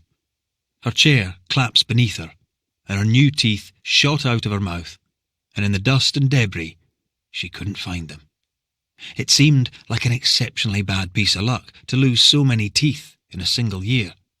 But as she brushed the powdery white mess from the broad skirt of her dress, a tall, thin, serious-faced man in a white neckcloth and a black-buttoned coat appeared in front of her, carrying her teeth aloft like a crown or a rescued child, asking if they were hers. 21. While the big, quiet man spooned a kind of dusty porridge into his mouth and tucked his blanket in round him, John Ferguson nervously turned over possible explanations he could offer for his presence. I could tell him I'm a minister of the New Free Church of Scotland. That, as far as it went at least, had the virtue of being true. As soon as he was able to make himself understood, he could tell the man he'd come for no other purpose than to talk to him about Jesus Christ, and the more he thought about it, the more he wished that was true. What better reason to have travelled all this way into so lonely a place than to proclaim the Scriptures? Indeed, he'd begun to feel a growing sense of irresponsibility around his own silence in this department. It bothered him that he had no idea which day of the week it was, that the Sabbath must have come and gone perhaps more than once without them observing it. Certainly he'd never seen Ivar interrupt his work or lay down his tools for any prolonged period, let alone an entire day of rest. It was hard not to fantasize about acquiring enough of his language to at least lead him in a few short prayers, but it seemed an awful thing to use the evangelical purpose of the church as a pretext for his visit, a means of keeping the peace until Keane arrived. He also had a sneaking suspicion that God was already angry with him for setting out on so worldly, so material a mission. Why else would he have tossed him about on such a terrifying sea and then hurled him from the cliff tops? Therefore I say unto you, take no thought for your life, what ye shall eat, or what ye shall drink, not yet for your body, what ye shall put on. Christ's words went round and round in his head, reproving him for being so worried about money. And yet here he was, as anxious as he had ever been about how he and Mary would manage in their straitened circumstances. Perhaps he could say he was an egg collector. The doctor at his old parish outside Dundee was always racing off to the Western Isles to hunt for beautiful and unusual specimens. Surely there was no reason why he couldn't be doing the same thing here. He could say he'd been dropped off to spend a short time prospecting, and he would be fetched away in due course. If not that, what else? A map maker? A census enumerator? As a minister, it had been his responsibility to return the census, and it was surely not unimaginable that he might have been dispatched by the Register General to count the island's human population. He wished Mary was here.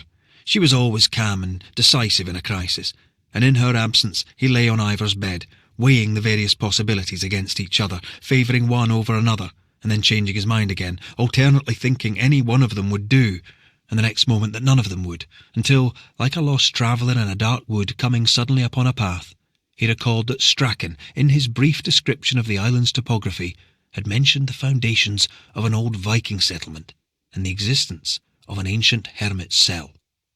He could say he was an antiquarian. Yes, he liked that. If he had to be an impostor, then saying he was an antiquarian seemed to John Ferguson to be the best thing he could be, closer to who he actually was than either an egg collector or a census enumerator. It should not be too difficult, with a few simple gestures and charades, to make the man believe he was here to poke around in the peat bogs and the stony rubble of the island to see what he could discover. Yes, as an antiquarian, he wouldn't need Flet's speech or the summons, and it wouldn't matter that he'd left the pistol in the Bailey house with his box. As an antiquarian, he would be safe, and he could delay the delivery of his message until the Lily Rose returned to bring them both away, and in the meantime he would ask God to forgive him for his cowardice and his lies. 22. The spring Jenny's baby was born, Strachan had come and told them there was a new plan for what they would do from now on with the sea rack. Nodding with his arms folded, he'd stood on the step in front of the Bailey house, while an old Shetlander with a patchy grasp of their language, who'd come with him, explained the details. The Lowry factor had shown them how to dig the pits, and line them with stones and fill them with rack, and cook it, and stir it with the long iron spikes he'd brought, and how to leave it to cool, and then break it up into the oily blue lumps he would come back to collect. He would sell it, he told them, via the old man, for the making of glass and soap, and for the bleaching of linen, and although they never saw the glass or any of the bleached linen, they did once see a bar of soap, because on one of his visits Strachan gave a piece to Jenny. Cooking the rack was filthy, arduous work, and while they did it, they had none to spread on the ground for their barley and their potatoes, and both failed, first the barley and then the potatoes, and in the middle of it all the terrible night came when his brothers went out in the boat to the fishing grounds and were lost. The third winter, with the dried mutton eaten and their corn used up, and not even any of the meal left that they'd got from Strachan in part exchange for their work, with the birds gone and the weather too wild for fishing off the rocks, they'd survived by drinking blood straight from the sheep, and on limpets, and a meagre supply of hen eggs, except for his father and Jenny's little boy Magnus, who they buried a week apart in the cemetery. When the Lowry minister came the following year, he said a few words in English over the spot, and Strachan had given them the news that there would be no need any more to gather and cook the rack because the bottom had fallen out of that particular market, and they could go back to using it on their crops and their pasture. After that, Strachan had come back twice, first the following summer, and then the one after, asking for rent for feathers and woolen goods and the cuffs and collars the women embroidered for a shop in Aberdeen, or anything at all they could pay with. But with Ivar's brothers drowned and his father gone, they'd had a miserable time of it. The small flock of sheep did all right. They were tough and independent, but even with Peggy they hadn't enough hands to work the land. "I'm sorry, Ivar," said his mother, one arm lifted towards the white hill and dropping down towards the pool where she and his grandmother had begun getting rid of the pups. "It won't sustain us any more." "It will sustain me," he said. He was 20-something then, and he was more than 40 now, and in all those years Strachan had not come back. Every summer in the beginning, Ivar had expected him, and he'd waited 3 years before he broke into the Bailey house through one of the windows, thinking he would bring home anything useful. But as soon as he was inside, he knew he didn't want to be in there.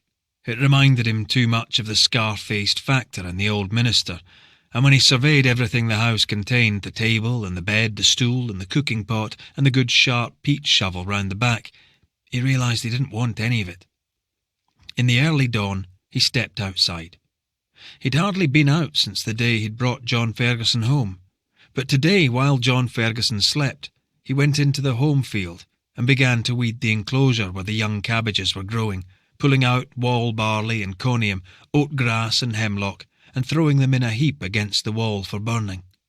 Then he fetched Peggy from the byre, and they brought the peats home from the round hill, and he stacked them on the ledge outside the house. And when he'd finished, he walked up by himself to the top of the peaked hill and looked out across the water. Far below, the sea heaved and slapped against the rocks, one long swell after another. Further out it broke over the skerries and eddied between them. Above, he could hardly see the sky for the mass of gannets lifting. He had not thought himself as being lonely or even alone. He'd never regretted what he'd done and had grown used to being by himself. It had not felt like a decision or a choice, and in that sense it had not been hard.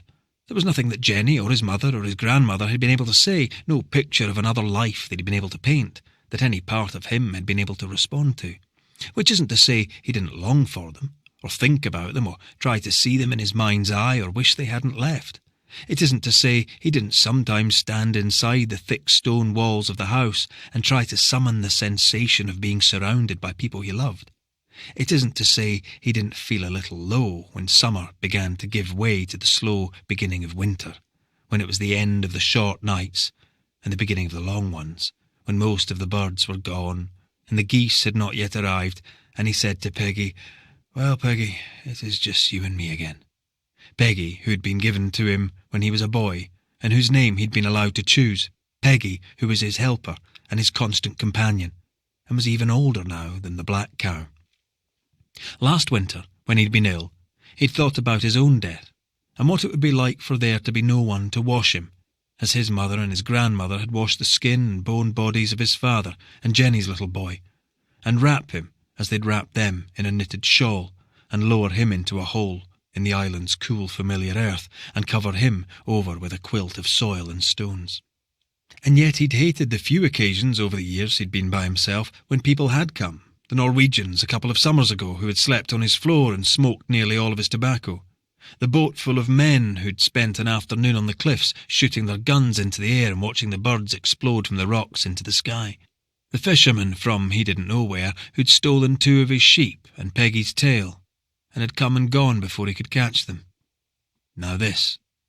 First, the woman in the picture who had stirred his feelings so powerfully, but whose reality had somehow faded since the arrival of the man. He stood for a long time in the softly falling rain, and eventually spoke to himself silently inside his own head. "I have the cliffs and the skerries and the birds. I have the white hill and the round hill and the peaked hill. I have the clear spring water and the rich good pasture that covers the tilted top of the island like a blanket. I have the old black cow and the sweet grass that grows between the rocks. I have my great chair and my sturdy house. I have my spinning wheel, and I have the teapot, and I have Peggy. And now, amazingly, I have John Ferguson too." 23. Ivar shrugged his shoulders when John Ferguson drew the shape of a hermit's beehive cell in the air with his hands. When he made the same shape directly over his head, wincing as he did so from the pain in his ribs, Ivar looked back at him blankly. "It would probably help if I put my hands together in prayer," thought John Ferguson, but it seemed wrong to make a charade out of a sacred act, and he shrank from resorting to it. Changing tack, He pointed at the bothy walls and put on a pantomime of turning stones over in his hands and looking at them closely and scratching his head and making notes with an imaginary pen on top of his knitted blanket. But whatever lines and curves John Ferguson drew in the air to try and explain his presence, Ivar didn't seem to understand what he meant by them. What he seemed to believe was that he was being thanked for his hospitality, that his guest was telling him how grateful he was to have a roof over his head, and that this, as far as John Ferguson could tell from Ivar's curt and solemn nod, was enough.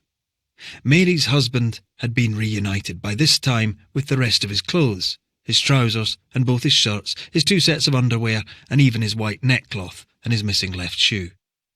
Ivar had found the shoe on the ground not far from the furthest of the 2 springs, the garments nearby clinging to the heather and being worried by the wind. He'd brought them home, and like the coat, he'd dried and repaired them, all except the shoe, which was undamaged, and which he placed on the hearth next to its partner. Putting on the clothes had been a challenging operation, however, with John Ferguson insisting on dressing himself, until it became clear that he couldn't do anything without Ivar's help. He couldn't stand up, and he couldn't stretch far enough with his arms to pull on either his underwear or his trousers, and his ribs were too sore for him to make the movements needed to put on his shirt by himself. It embarrassed him to be ministered to in this way. No one had helped him dress since he was a little boy, not even Mary. Nothing was as awkward as when Ivar came with the cooking pot and turned him on his side to help him urinate. Nothing was as bad as when Ivar's hands were splashed in the process, or when John Ferguson missed the cooking pot entirely and Ivar had to return with his brush and sweep the puddle on the floor into the drain in the corner of the bothy, while John Ferguson turned his face to the wall. He still slept for long periods during the day and night, so much so that he could hardly tell the difference between them. Sometimes when he woke and looked up through the opening in the roof, he could see what he thought was the moon, a strip of pearly light between the clouds, but then it would brighten, and as he gazed upwards with half-shut eyes at the dazzling whiteness, he wondered if, after all, it wasn't the sun. Sometimes when he woke, Ivar was there, and sometimes he wasn't. When he was there, he was always doing something, gutting fish or chopping hot potatoes on the table, or paying out a loose thread of carded wool in his hand, or sitting in his chair, knitting. It was never fully light inside the bothy, the only opening apart from the hole in the roof being the door, which was sometimes closed and sometimes not. Much of the illumination came from the fire when it was lit, and occasionally Ivar would bring out the foul-smelling lamp. Once, when he opened his eyes, he saw in the gloom the coppery gleam of a fish on the table, before Ivar pressed it flat with a crunching sound of bones and began separating the close-packed flesh with his hands. Another time, he saw him lift the skin that had gathered on the surface of the milk with his finger and eat it. Sometimes he could hear him digging outside, the sharp scrape of pebbles against his spade. Ivar was not garrulous. He did not speak often, and when he did, his sentences were short. Woven through them were a few words John Ferguson thought he recognised, a handful that sounded like fish, peat, sheep, day, look, me, I, but delivered in an accent that made it impossible to be sure. Anything familiar was hard to pick out because of the way it was woven so tightly with so much he didn't know and couldn't guess, and as a result most of what Ivar said to him in the beginning was incomprehensible, with all meaningful communication consisting mainly of pointing. After a few days, though, they started to be able to speak to each other in a simple noun-filled way. Ivar's knitting needles were his wires, a hesp was a skein of yarn, the box in which he kept his bait was his kilpeck, the fish liver puddings he made were crus, the porridge was lick. John Ferguson's ankle wasn't broken, it turned out, but it was badly sprained, and at the end of the first week it was no less swollen than before. Still, with nothing to do in the bothy but keep his secret safe, he was desperate to get out of bed, and after a few days of trying, he could hobble about slowly with the help of an iron spike Ivar gave him as a crutch, and called a heck. It hurt to put his weight on the floor of his damaged leg, but with the heck he could walk around in the home field and even up as far as the outfield, and eventually he was strong enough to be able to follow Ivar and Peggy to the foot of the peaked hill, where he waited with the horse, while Ivar went to the beach with his bait box for limpets, and to fish off the rocks, or to fetch grass for the cows' evening fodder. Along the way, he began making mental notes for his survey for Strachan, anything that would contribute to his account of the quality of the pasture and its extent, the presence of heath and moor, or large boggy areas unsuitable for grazing, etc. But mostly, as he hobbled along, he thought about Mary and the new free church, about the great distance they had come and the great distance they still had to go. He thought of the wonderful painting the artist David Hill was preparing that would commemorate this new beginning, and he imagined a day which already seemed less far away than before he came here, when he would have his own church again, and he and Mary would have a place to live. Every once in a while, when they came to a rocky promontory or a large stretch of stony grassland ground, he forced himself to remember them for his report, and in between these occasional observations for Strachan and his dreams for the future, he engaged in a desultory to and fro with Ivar, asking the big bearded islander what words he used for the things they could see around them.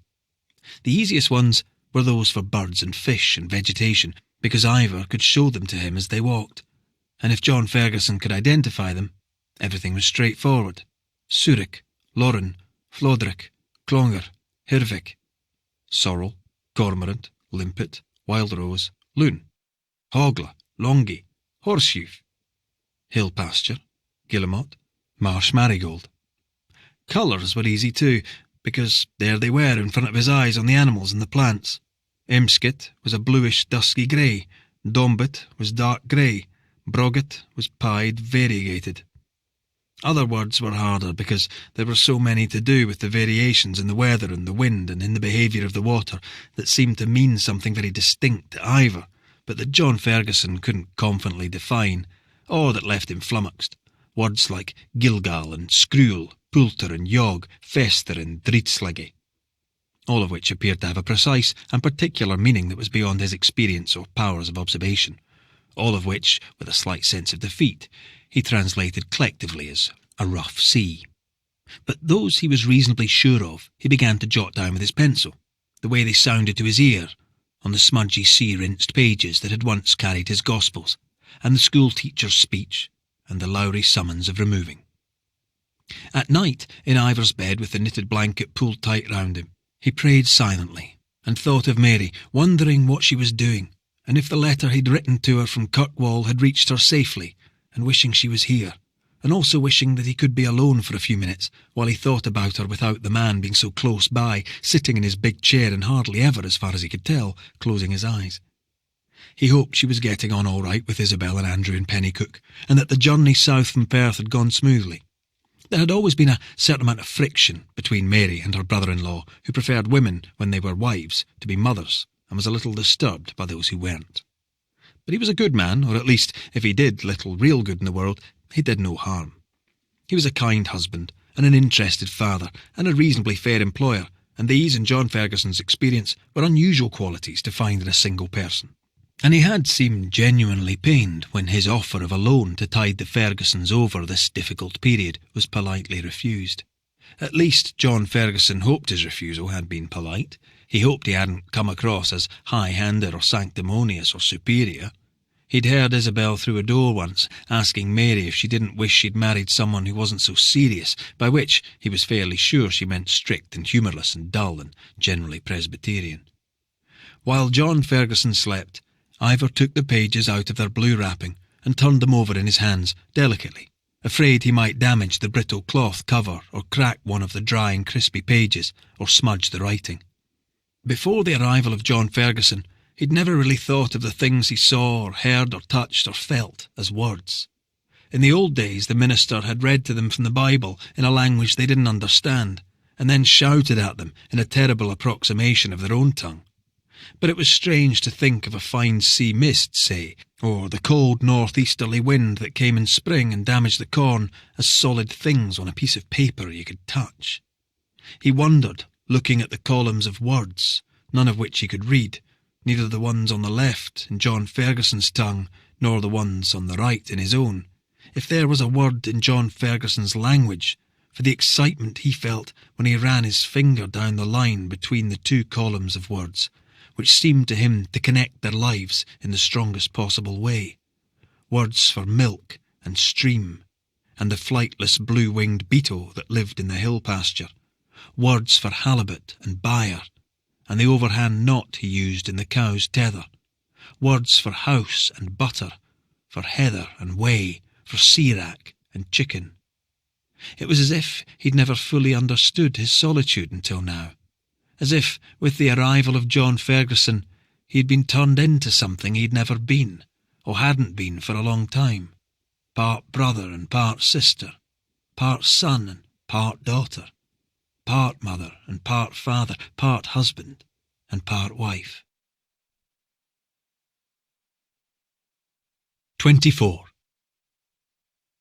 In the days that followed, and as John Ferguson's leg continued to improve, Ivar showed him the inlet where he gathered the sweet grass for the cow who was too blind to be allowed off her tether to graze by herself. He pointed out the island's 2 springs, the near one and the far one, and the tongue of land he went to for his limpets. He showed him the dried-up fishing boat that was pulled up onto the rocks on the north side of the island and weighted down with stones. Full of splits and holes and missing boards, it had belonged, Ivar did his best to explain, to a family who had left before Ivar's own, an old man and his wife whose sons drowned with Ivar's 3 brothers in a different boat that never came back from the fishing grounds. Like his grandmother and his mother and his brother's wife Jenny, they'd waited until some fishermen stopped for water, and when the fishermen left, they'd gone with them. And then one day Ivar took John Ferguson to see the church where once a year the estate's minister, he put his hands theatrically together in prayer, had gathered them when he came with the ombudsman. He pointed out the bailey house below them where the 2 estate men used to sleep when they visited. John Ferguson's heart jumped and his insides turned cold. The blood rushed to his face and he shifted his weight anxiously between his good leg and his bad one, because he knew that ombudsman must be Ivar's word for steward or factor, and that if he followed him now to the bailey house, his box would be there, in a place to which only the Lowry factor had the key. He'd been telling himself daily that he should go down to the house and drag the box out and hide it somewhere. Above all, he wanted to retrieve the pistol in case Ivar came across it first, lying where he'd left it in the box on top of the salted meat and Mary's fruitcake. The trouble was, he and Ivar were rarely apart for long periods, and even when they were, John Ferguson never knew exactly where Ivar had gone, or when he would be back, or if, wherever he was, he had a view of the bailey house. At night, he'd lain awake, wondering if he might be able to slip out without Ivar noticing. But he wasn't at all confident that Ivar ever really went to sleep. Even when his eyes were closed and his breathing was steady and quiet, there was a quality of lightness about his sleep that seemed, to John Ferguson, as breakable as glass. But Ivar was beginning now to turn away from the bailey house, telling John Ferguson with a sharp, dismissive wave of his hand that he never went there.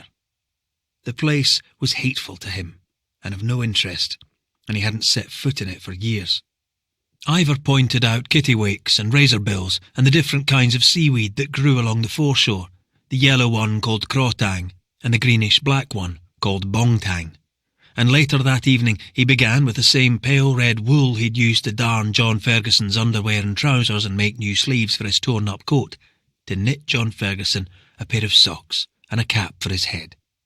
Because sometimes, in the night, John Ferguson would suddenly start shivering so violently that Ivar could hear his teeth clicking against each other, and when he stepped over to the bed, he would see in the low firelight that his visitor had drawn his knees up to his chest and wrapped himself in his own arms to warm himself up.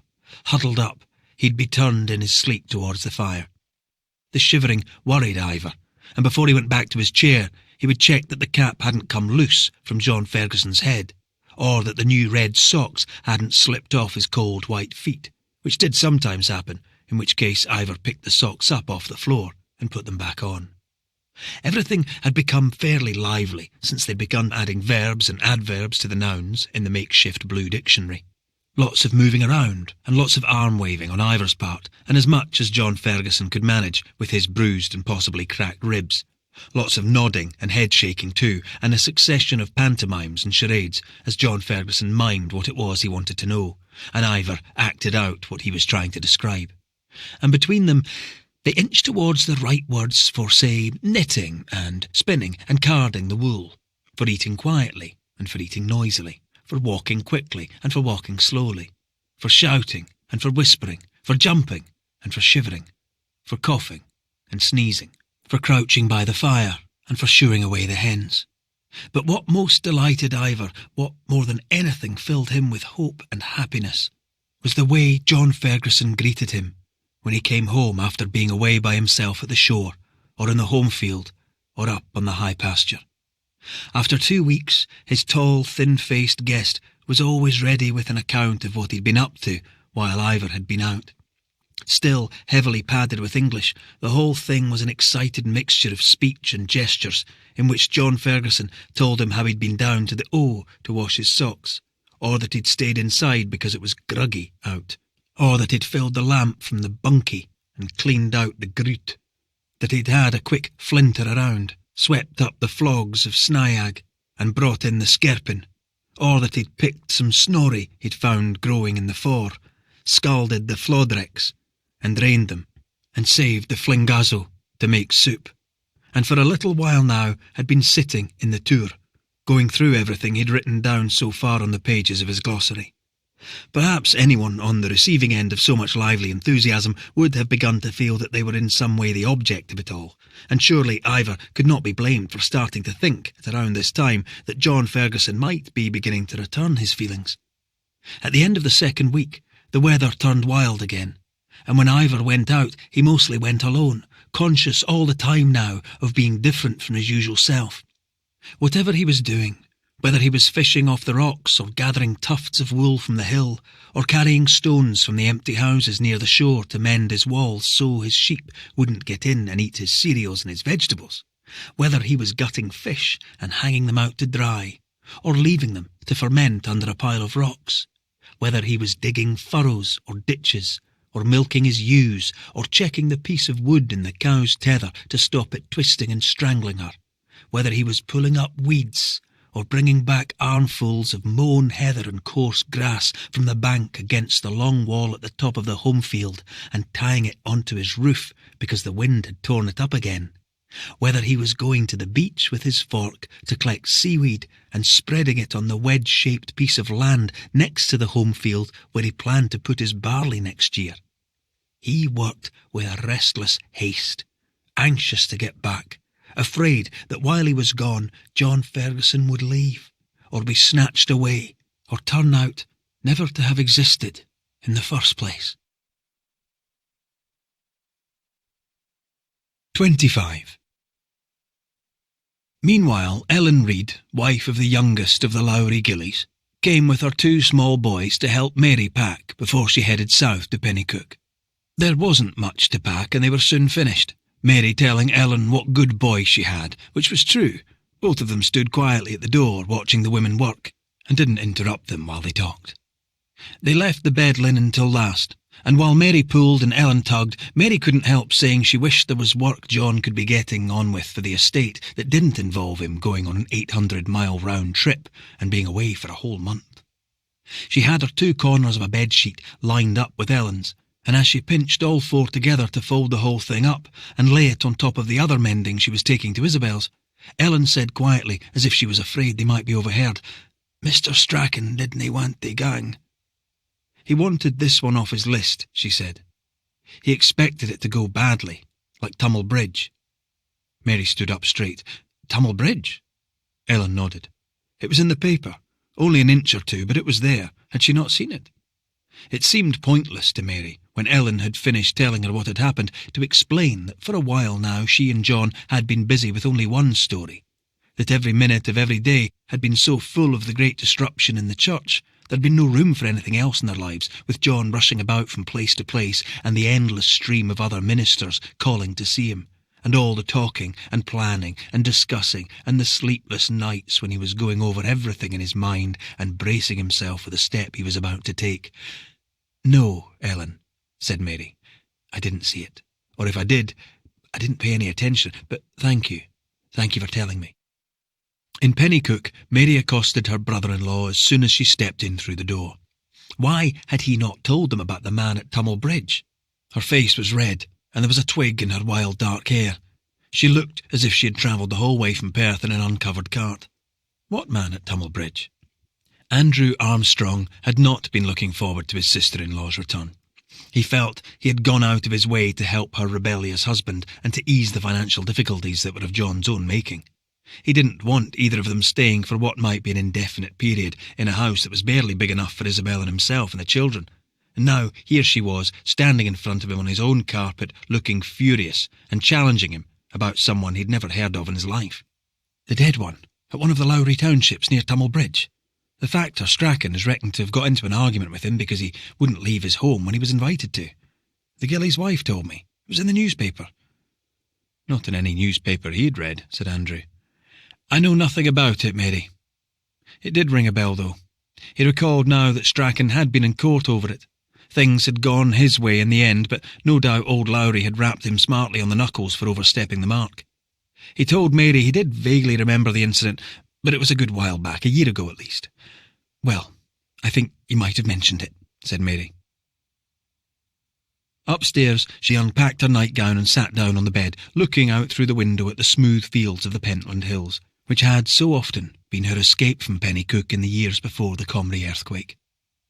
In their private world, she and John always referred to this period in their lives as BC, or at least Mary did, and even though John pretended to be cross when she used the expression, when he became what she called all ministerial and tried to tell her off for being flippant, she knew that they both felt the same way, that there was a before Comrie and an after Comrie, that their lives were divided into two parts, the part before they met and the part since. Later, at supper with Isabel and Andrew, she passed dishes when they were asked for and spoke when she was spoken to, but otherwise not at all, and was generally uncooperative and badly behaved. But she was much calmer than before, when she'd harangued Andrew in his study. Her hands, which had been shaking then, were still, and she wasn't nearly so red in the face because she knew now what she was going to do. 26. Sand eel, oyster catcher, tern, coalfish, puffin, violet, silverweed. Ivar pointed to them and reeled off the words in his language, and John Ferguson wrote them down in English. Coalfish and silverweed were, admittedly, a bit of a guess. It was a long time since he'd been so close to the sea, but he thought there was a fair chance he'd got them right. He could name many things now without consulting his blue book. The home field and the outfield, the place where the peats were stacked, and the place beside the wall where the ground had been raked up. The lamp, the spinning wheel, the white moss Ivar scraped off the rocks on the peaked hill to make his red dye. The hole in the corner of the bothy where the dirty water ran out, the sour perfume of the cow's litter, the dark waste liquid in the byre. Leaning on the iron spike, he walked along the shore with his trousers rolled up, while Ivar fished off the rocks with his many hooked line. His limp was less pronounced now, and as he moved through the shoal water that was trimmed by the surf, he enjoyed the pleasant push and froth of it against his shins. He'd given up trying to explain his antiquarian's identity to Ivar, who seemed content for one day to turn into the next, and for him to keep adding more and more words to his glossary on the dried-out pages of his blue book, and if this did not seem to John Ferguson to be entirely the right way to proceed, it didn't seem entirely the wrong one either. His talk was full of misformed nouns and badly made verbs, and Ivar laughed sometimes at his pronunciation, which was a little irritating.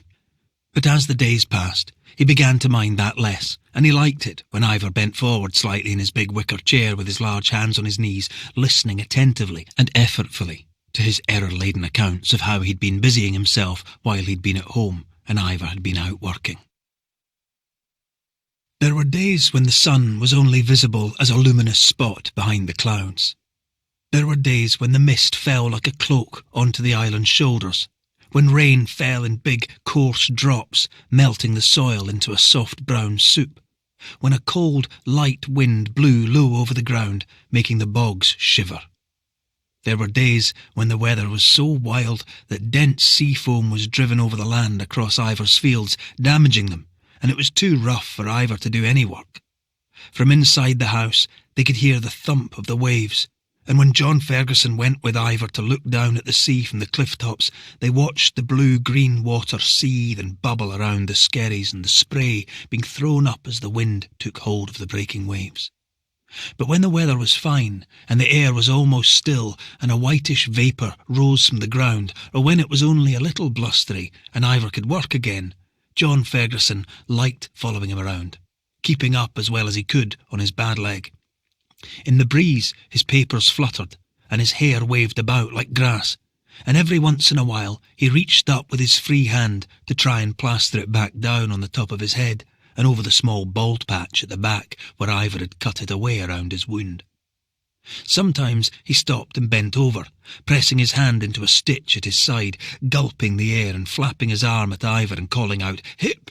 which was the word he'd heard Ivar use to summon Peggy, and the only one he could think of to ask him to please stop just for a moment while he caught his breath. Ivar would wait then until John Ferguson was ready to continue and resume his walking, and his pointing at things, and his peppering him with questions, and making notes on his papers with his pencil. There was still a lot of repetition and pantomime and charades and back and forth between them, lots of trial and error and head shaking and bouts of incomprehension and frustration.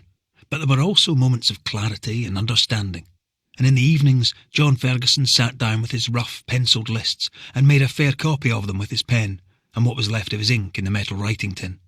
Certain words delighted him utterly. The one that described the condition of a ball of wool, for example, when it had just been started, that described its innermost beginning when a fine thread of worsted was being wound. Licky. When the thing was at the very start of what it would become. At the round hill, Ivar pointed to the first peat he'd cut that had been damaged by the late frost.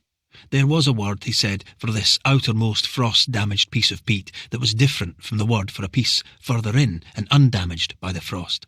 And John Ferguson clapped his hands and said laughingly in English, "Of course there is." As they walked, Ivar explained that the barley in the field nearest the home field had been in its second year of cultivation this year after lying fallow. He pointed to the east side of the island where a dense, almost black mist lay on the surface of the sea. When they got home, they ate a pudding made from fish wrapped in the stomach of a slaughtered sheep, and in the evening they went out again for a stroll, and Ivar paused at a spot at the base of the wall below the house through which a stream ran. All these things, the field, the mist, the pudding, the wall with the stream running through it, John Ferguson had words for now, and knew that they were different from the words Ivar had, which described other sorts of fields and other kinds of mist. A pudding that was not wrapped in the stomach of a sheep, a wall with no stream running through it. And here was the difficulty, especially when it came to the weather and the water. For every new word Ivar gave John Ferguson, there always seemed to be another one that described a slightly different version of the same thing, but which all too often, to John Ferguson, looked like exactly the same thing. He still couldn't differentiate, for example, between the great number of words that to him seemed to denote a rough sea, nor could he separate a gob from a gaggle, a diggy from a diable, a dwog from a dune. He translated them all as a miry bog or a muddy swamp. Meanwhile, a fog could be a scump or a gailm, a blurra, an ask or a dunk, unless of course it was a mist, in which case it was a sayora or a murkrabod or a groma, a rag or an ombrastrom, a dalarik, a himna, a yima or a dom. And every time he used one of them to describe what he was looking at, even when he was sure it was the dense black kind which he knew the word for, it seemed to be the wrong one. Ditto for the clouds and the wind. A cloud could be a ga, or a glob, a hommick, or a benker, an ellen, or a glodrick. The wind would be a binder, or a gas, an assel, or a gule, and a string of other things he couldn't remember. Still, it was satisfying to see his glossary of words growing every day, satisfying to gather his pages together at the end of an evening and wrap them up in the rectangle of dark blue linen that had once covered the Lowry ledger. And in a small way it helped lighten the gloom he felt over the loss of his Gospels. In some ways, it felt like a similar sort of project, working hard to turn words from one language into another, with all the accuracy and precision you could muster. He'd been a young minister in a small parish outside Dundee when he'd begun what Mary called his great project, his own translation of the Gospels into Scots, because he'd wanted to render at least part of the Bible in the language most of the people who came to his church actually spoke. The Gospels, it had seemed to him, would be both a lovely and an essential place to start. Full of poetry, they were what had drawn him more than anything else to the church. Without the Gospels, he thought, it was possible he might have become a lawyer, or a schoolmaster, or, like his friend Adam Grant, a doctor. His own command of Scots was decent, but far from confident, his vocabulary full of holes, his pronunciation uncertain, his delivery stiff and self-conscious. When others spoke it quickly, he regularly lost track of what they were saying, Growing up in Dundee with his aunt and then in Fermanagh with his father, he'd spoken only English. He'd been forbidden by both to speak Scots, and it was only with his aunt's housekeeper Annie, when he was a boy, that he'd spoken it at all. Years later, when his aunt was dead and he was back near Dundee as a minister, he'd invited Annie to keep house for him at the manse, consulting her on his word choices as he toiled over his translation. How delighted she'd been when he told her he planned to have Satan speak in English. It brought a smile now to his face, and as he tidied his papers away in their blue cloth wrapping, it occurred to him that Ivar would see the funny side of that too, and he found himself wishing he had the vocabulary to tell him. He had never heard Ivar laugh at anything other than his own mangled efforts to speak his language, but he would like to. He had begun to look forward to his smiles, which came rarely, but when they did, they were radiant, and he couldn't help feeling more and more as the days passed that he was the cause of them, and the thought that this might be true made him excited in a way he would not have thought possible. 27. In Pennycook, Mary pawned her wedding ring. She told Isabel that John should never have gone north.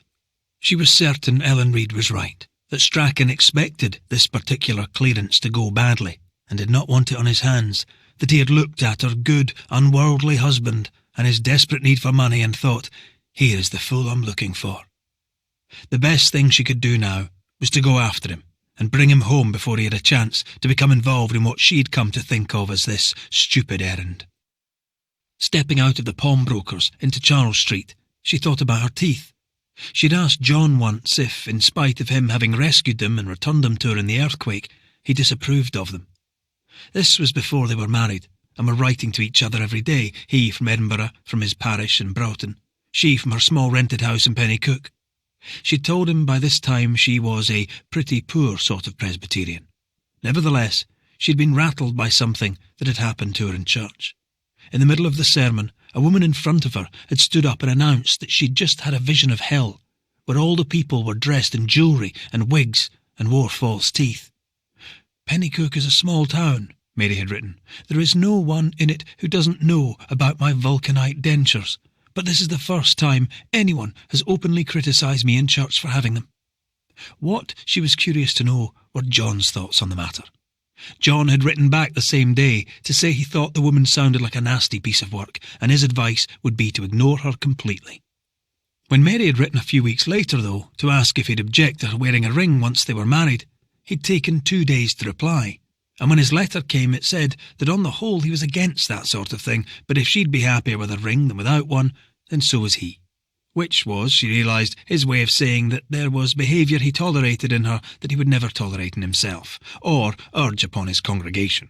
It was his way of saying that, although he believed with every Presbyterian fibre in his Presbyterian body what we must all of us strive to be in the world without being of the world, she would always be an exception, and that was because he loved her, and couldn't help himself. Still, 7 and 6pence did seem now like an exorbitantly extravagant sum to have spent on her teeth, and she wondered, walking along Charles Street towards Isabel's house to collect her bag before she began her journey, if a better person than she would have pawned them too. With the money from her wedding ring, she paid for a berth on the steamer Velocity to take her from Leith to Aberdeen, and then north as far as Kirkwall. At the port of Leith, she stood looking up at the ship's black hull rising before her like a cliff, its rigging and its masts and its fluttering flags and its huge red funnel like a giant sloping tree. Aboard, people waved farewells from behind elegant white railings. Right then, she said aloud. In Aberdeen, she paced the quayside impatiently, while other passengers disembarked and made their way into the city, and others boarded with their luggage. How bleak it was. She'd hardly noticed when she'd come with John to see him off, but she did now. The quay was granite, the buildings were granite, the pavements were granite, and for the first time since leaving Pennycook, her spirits sank. She almost wished she'd waited another day before leaving, so that a letter from John would have had time to arrive.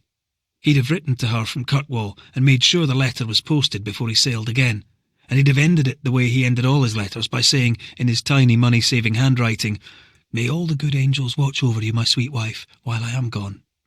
And although she did not believe in good angels any more than she believed in bad ones, she knew that he did, and it would have cheered her up. Still, there was something encouraging about the steamer's name being the Velocity, and after an hour walking up and down the quay, she returned to it, and not long after that, they were on their way again. It astonished her, the way the enormous vessel, trailing its torrent of smoke, ploughed through the water. She had never been on a steamer before, nor so far out to sea that you couldn't see any sort of coast, which was what happened after they left Aberdeen when, for a while, the mainland vanished. Looking ahead and behind and all around her, Mary thought if the sea here had ever touched land, it must have forgotten what that was like. Then at a certain point, she began to notice the appearance of small islands as the first scraps of Orkney came into view, low stretches of white and grey, topped with green and edged with a hazy line of mist at the base that was paler than the sea. Closer up, she could see the folds of cliffs, stained dark at the height she thought the sea must habitually reach. In places, the pasture on top of the cliffs sloped down almost to the water, stopping at a clear line where the rocks and sand began. As she looked, the colour of the pasture changed. Different shades of green came and went depending on the movement of the clouds and changing patches of clear sky between them. Now and then, a long smudge of rain in the distance screened the sun, sending its illumination down onto a band of water along the horizon, before it burst through again and lit up the pasture. It had seemed impossible that grass could be so lush this far north and this far out to sea, as Strachan had said it would be, but she saw now that it was true. At the harbour in Kirkwall she made inquiries, and after chasing various false leads and dead ends, she paid for a box-like bunk on a sound-looking trading smack called the Laura that would be leaving for Trondheim in 3 days' time, and secured a promise from the skipper, Mr. Baxter, that he would make a stop at John's Island and wait while she went ashore to fetch him. 28. From the beginning, John Ferguson had been counting off the days on one of the pages of his makeshift dictionary. This was partly to keep track of the Sundays, and partly to keep a tally of the total number of days he'd been on the island. Of course, he had no idea which days were actually Sundays, but as an expression of thanks and faith, he decided to count his return to consciousness as the first one, which meant he had now been here for 3 Sundays, days when he put aside his work on the glossary and devoted himself quietly to prayer and contemplation, while Ivar continued to go about his chores.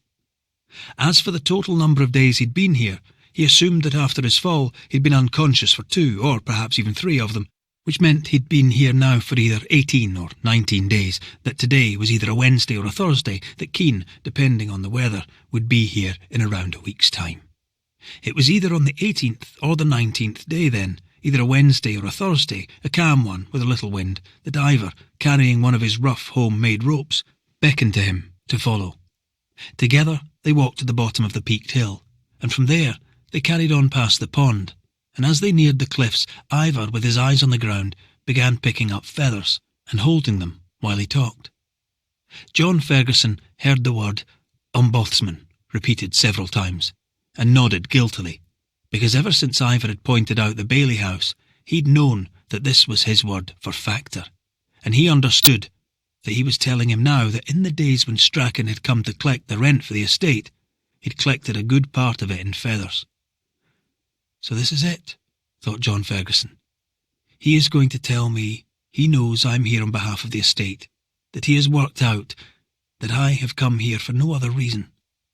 He is going to ask me how much rent it is that I'm after, and I will have to tell him that I've not come for the rent, but to remove him forever from his home, and that by my silence I have betrayed him and tricked him into thinking I am his friend. He began to walk more slowly, looking anxiously at the rope, and at the same time not wanting to proceed any closer to the edge of the cliffs.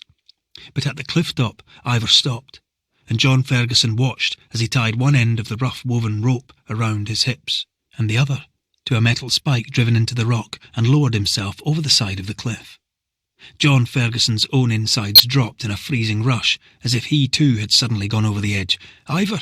he called out, and when there was no reply, he shuffled towards the precipice and peered down queasily, his bowels churning, holding his breath. Below, he could see Ivar moving rapidly across the sheer sea-facing wall, from one toehold to another, gathering eggs from narrow ledges in his net, his big, heavy body in the grip of the squeaking rope, which to John Ferguson looked to be made of nothing but plaited roots and heather, and to be no more reliable than a knobbly twist of yarn, and certainly not reliable enough that anyone would trust his life to it. His heart galloped. "Ivar, be careful," he wanted to call out. But he was afraid his sudden shout would disturb Ivar's concentration and he would fall. So instead he closed his eyes and counted quietly to 100 and longed for the whole thing to be over. He opened one eye. "Ivar?" He hardly dared open the other eye, but when he did, Ivar was in front of him, with his net full of eggs, free of the rope, and with one of his rare and radiant smiles on his heavy-lined face. "Oh, my word, Ivar," said John Ferguson, waiting for the galloping of his heart to stop. "What a fright you gave me there." 29. The Laura's progress seemed very slow after the velocity. It was also much colder, or perhaps it was just that everything this far north was colder.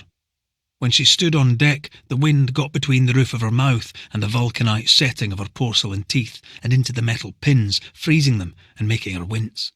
Even when she was below and put on all her clothes under her coat, she was cold. And she missed John. She missed listening to him, creeping around their bedroom in the early morning dark, trying not to wake her when he got up to work on his great project. She missed her own laughter when he stumbled over a chair leg or the bedpost. She missed him trying out different versions of how he thought the gospel should sound in Scots, his renditions of the stories of Lazarus and Lot, the miracle of the loaves and fishes, the denial of Jesus by Peter, his betrayal by Judas. She missed his cold feet on hers when they climbed into bed. She missed their sometimes successful and sometimes unsuccessful lovemaking. She'd never paid much attention to her own body until she married John, and she'd been astonished to discover that such pleasure had been hiding there for so long, astonished that it had been there all this time, yet it had taken her 43 years to discover it. There was a shyness, to be sure, about John that never quite left him, that could make him halting and clumsy and sometimes unable, but he always behaved as though she was beautiful and never less than beloved, and even their failures had never seemed to Mary to be in any way terrible. She wished he was here now, their two bodies squashed close and inseparable in her uncomfortable little bunk. What on earth, she wondered, was he doing now? She tried to picture him making his solitary way along some rocky path and knocking on the door of a small low-roofed house with the estate's blue ledger under his arm. She hated to think of him navigating an unfamiliar world by himself.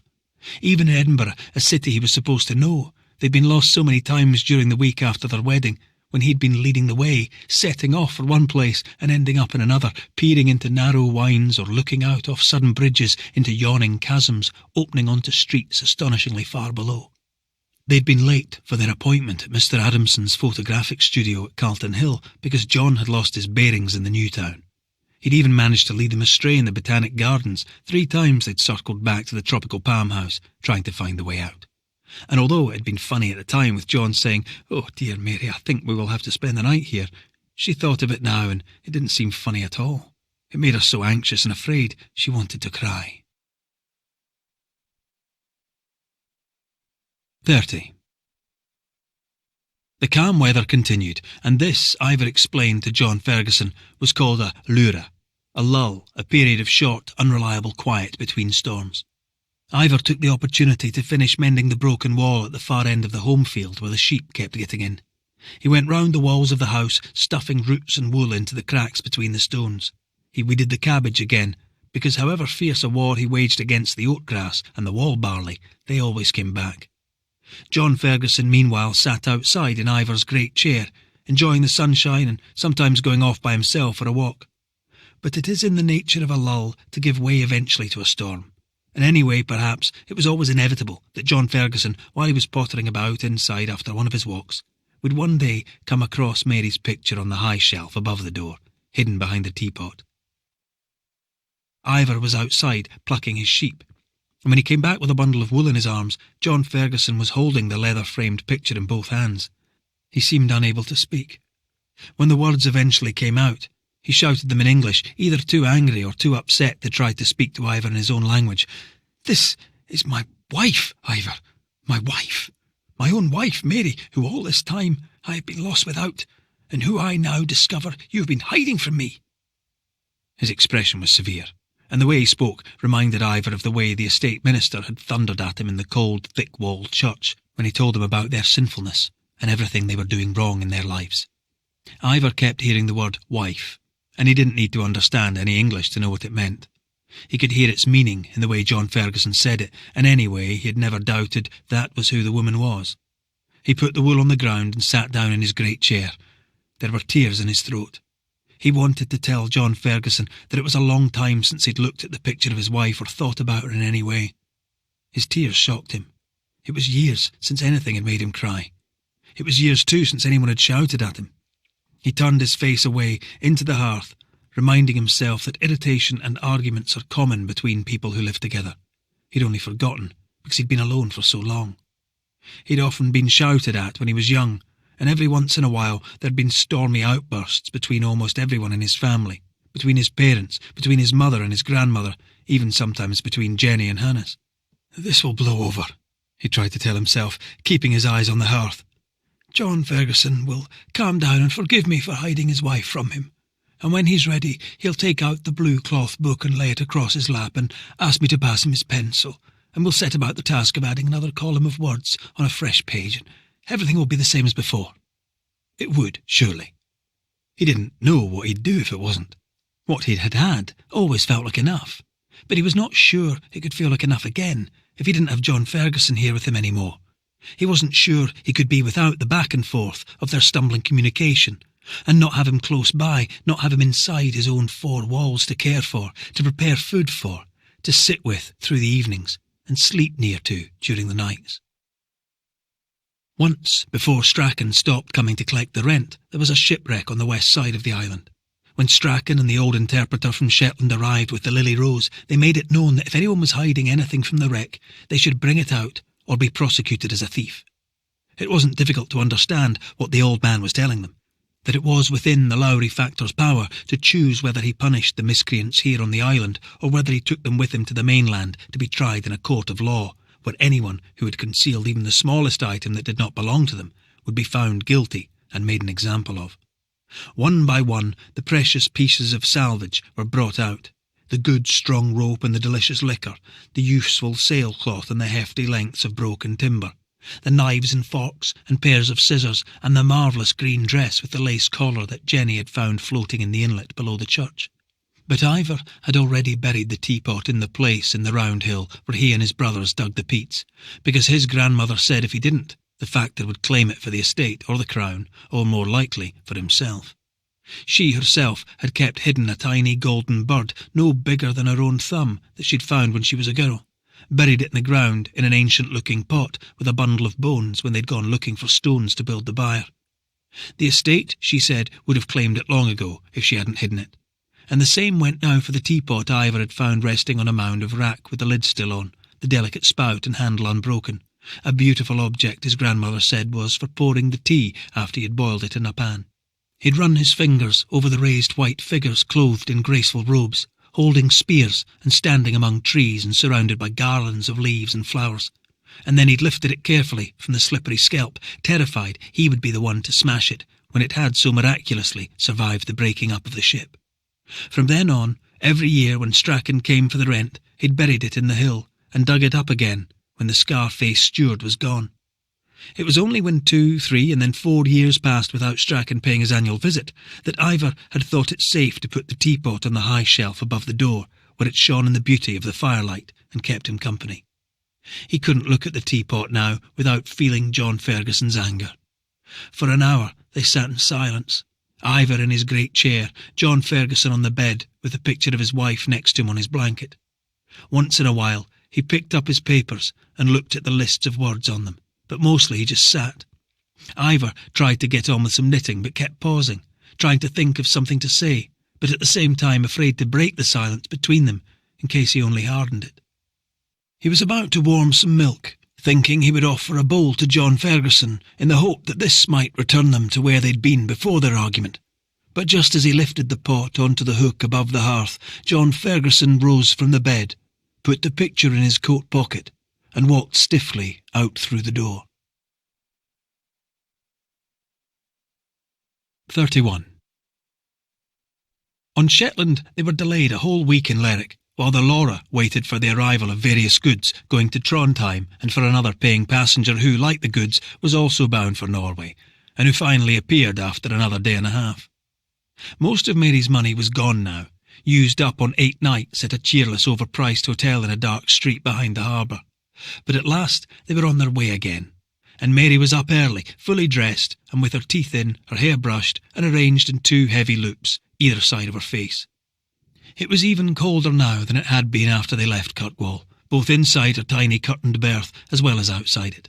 And she wore all the clothes she'd brought, both chemises, both petticoats, both pairs of stockings, her hat and her gloves, her short cape and her long coat and her shawl. She felt like an upended bolster, firmly packed and very heavy and difficult to move. But at least she was no longer freezing. When she was not lying down in the box-like bed of her tiny berth at the stern end of the hatchway, trying to read or picking her way through the obstacle course of ropes and boxes, sacks, sails and vegetables that crowded the hatchway, she was up on deck, watching the sky and the water and the birds that came and went above them. Sometimes Mr. Lane, the other paying passenger, came to stand next to her, which was annoying because naturally he was curious about where she was heading and why, and the last thing she was going to do was tell him. She was on her way to rescue her husband, who had got himself into a difficult situation somewhere in the middle of the North Sea. Instead, she gave him a story about John being on an evangelical mission for the new Free Church of Scotland on one of the remoter islands. The Laura was dropping her off there so she could help him. Mr. Lane, who was accompanying a shipment of his own linen to Trondheim, threw his head back and laughed. "Good luck to you both," he shouted, with an enormous smile into the wind, and predicted that the new Free Church wouldn't last 5 minutes. It was like a snail without a shell, he said. Its ministers would starve, and their congregations would wither away in the absence of anywhere to worship. Since leaving Lerwick, the linen merchant had spoken to her at length on various topics, some political, some geographical, some botanical, and it was all Mary could do not to put her hand on his arm and say, "Thank you, Mr. Lane, but there was not a single thing in what you just told me that I didn't already know." Invariably, he turned eventually to his favourite subject, the weather.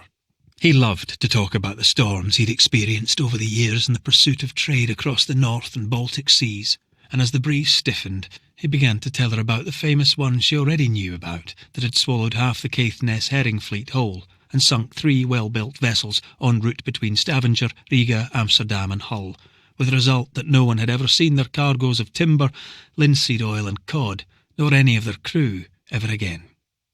Mary pointed at the thunderous sky and asked Mr. Baxter, the skipper, if the change in the weather was anything to be worried about. "No," said Baxter, rolling his eyes, so she would know what he thought of the linen merchant.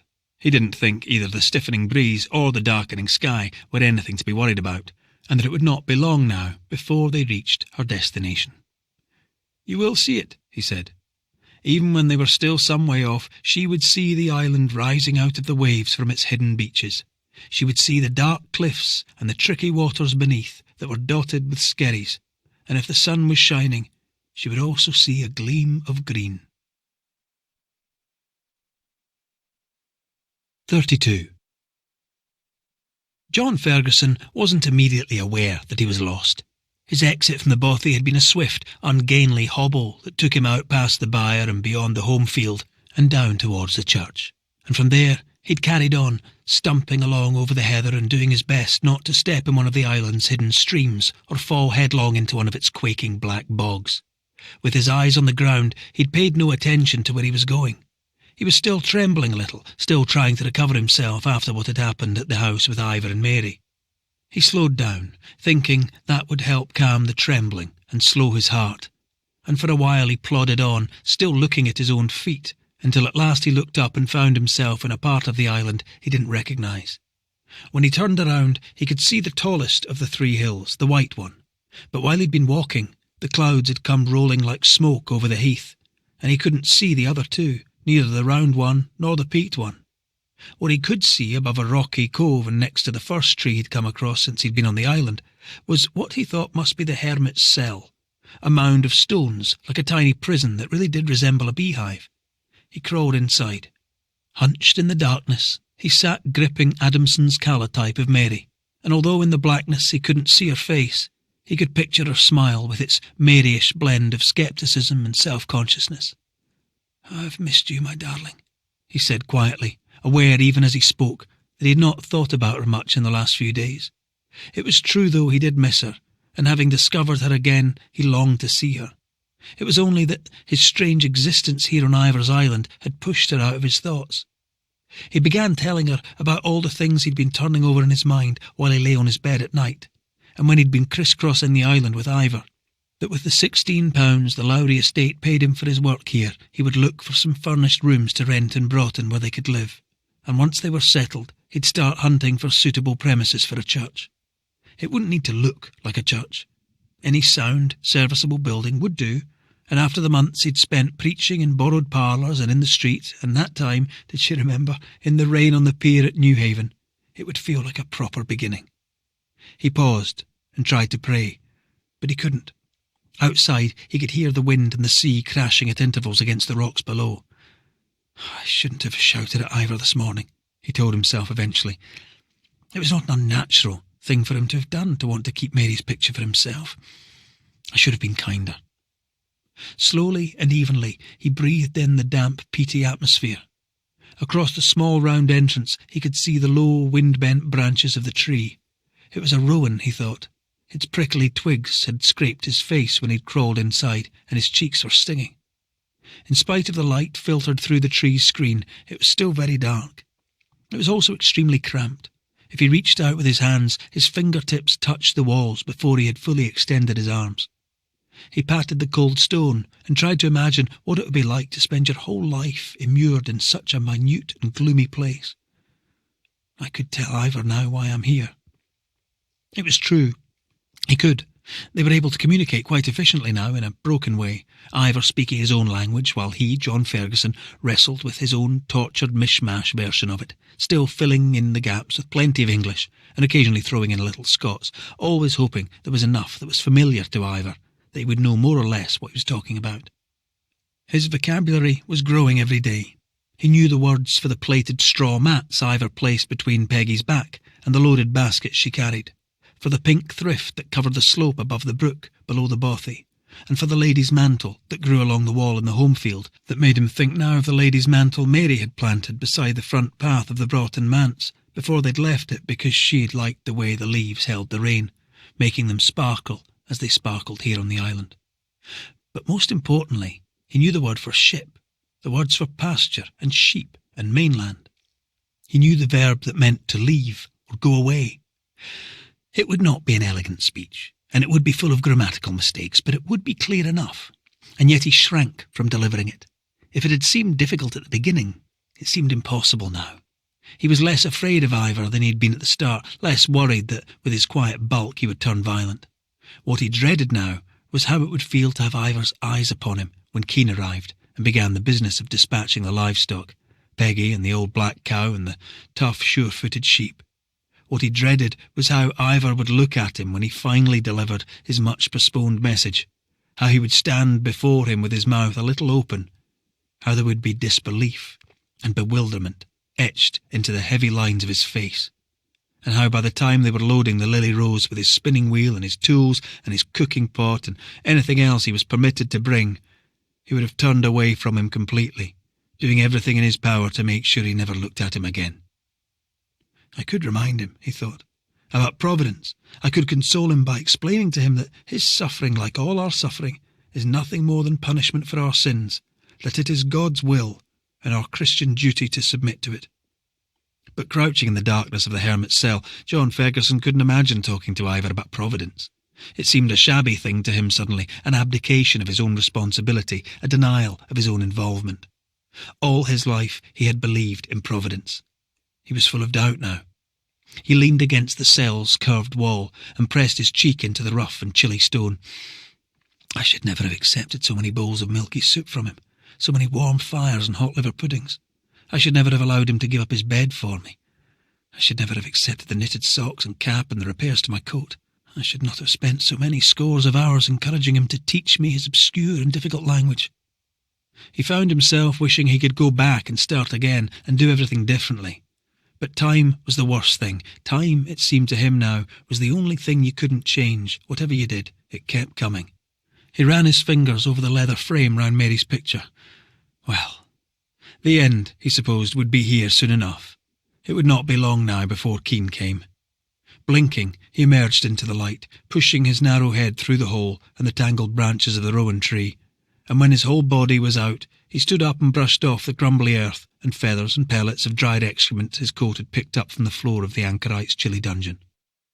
Across the island, the smoky clouds had lifted, and with his back to the water, he could see the tops of the two smaller hills to the left of the white one. All he needed to do to get back to Ivar's bothy was to head for a point between them. 33. Ivar had waited most of the afternoon before setting off in the clearing cloud and the rising wind to look for John Ferguson. He went first to all the places they'd been together, the beach and the inlet, the rocky spit where he went for his bait, the fowling cliff, and the small round bay where the old boat was, and the bottom of the peaked hill where John Ferguson sometimes used to sit with Peggy when his leg was hurting. After that, he went to the church because it seemed like a place someone might go to be by himself. But there was nothing there either, only his hay and the cold breeze whipping through the worn-out roof. He went back outside, and from the burial ground he scanned the pasture all around, and then he carried on up the slope until he came to the Bailey house. Exactly when the wind had succeeded in tugging open the unlocked door is hard to say. For weeks, ever since John Ferguson had headed off so optimistically to bathe and closed it behind him without locking it, it had been shaking and rattling in its loose, half-rotted frame. Now it was flapping like a broken wing against the wall. In the hearth were the remains of a failed fire, the peat still more or less intact, a little charred kindling, heather roots and some sticks of hay, and in front of it all, on the stone floor between the stool and the three-legged table, there was a box stamped in white letters with the one English word Ivar knew how to read: Lowry.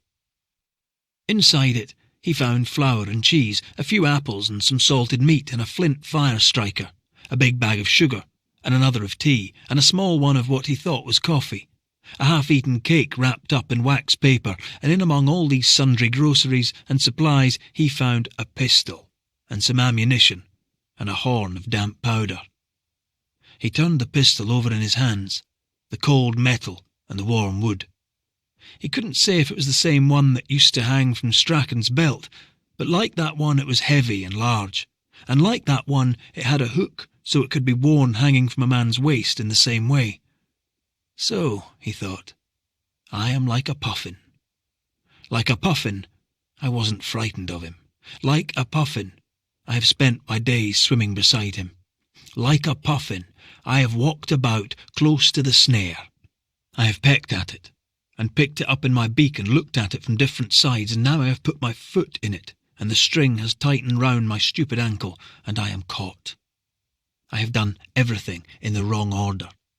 I have stayed close and confined within my own four walls, and kept to the fishing rocks and the home field and the high pasture, and have allowed myself to become attached to him, when all along I should have come down to the Bailey house to have a look around. How could you, Ivar? It was his grandmother's voice, stern and critical and astonished.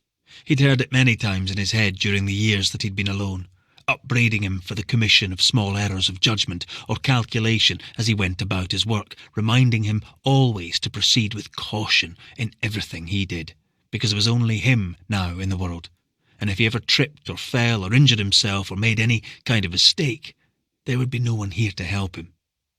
If his grandmother could have picked him up and carried him with her when she left, she would have.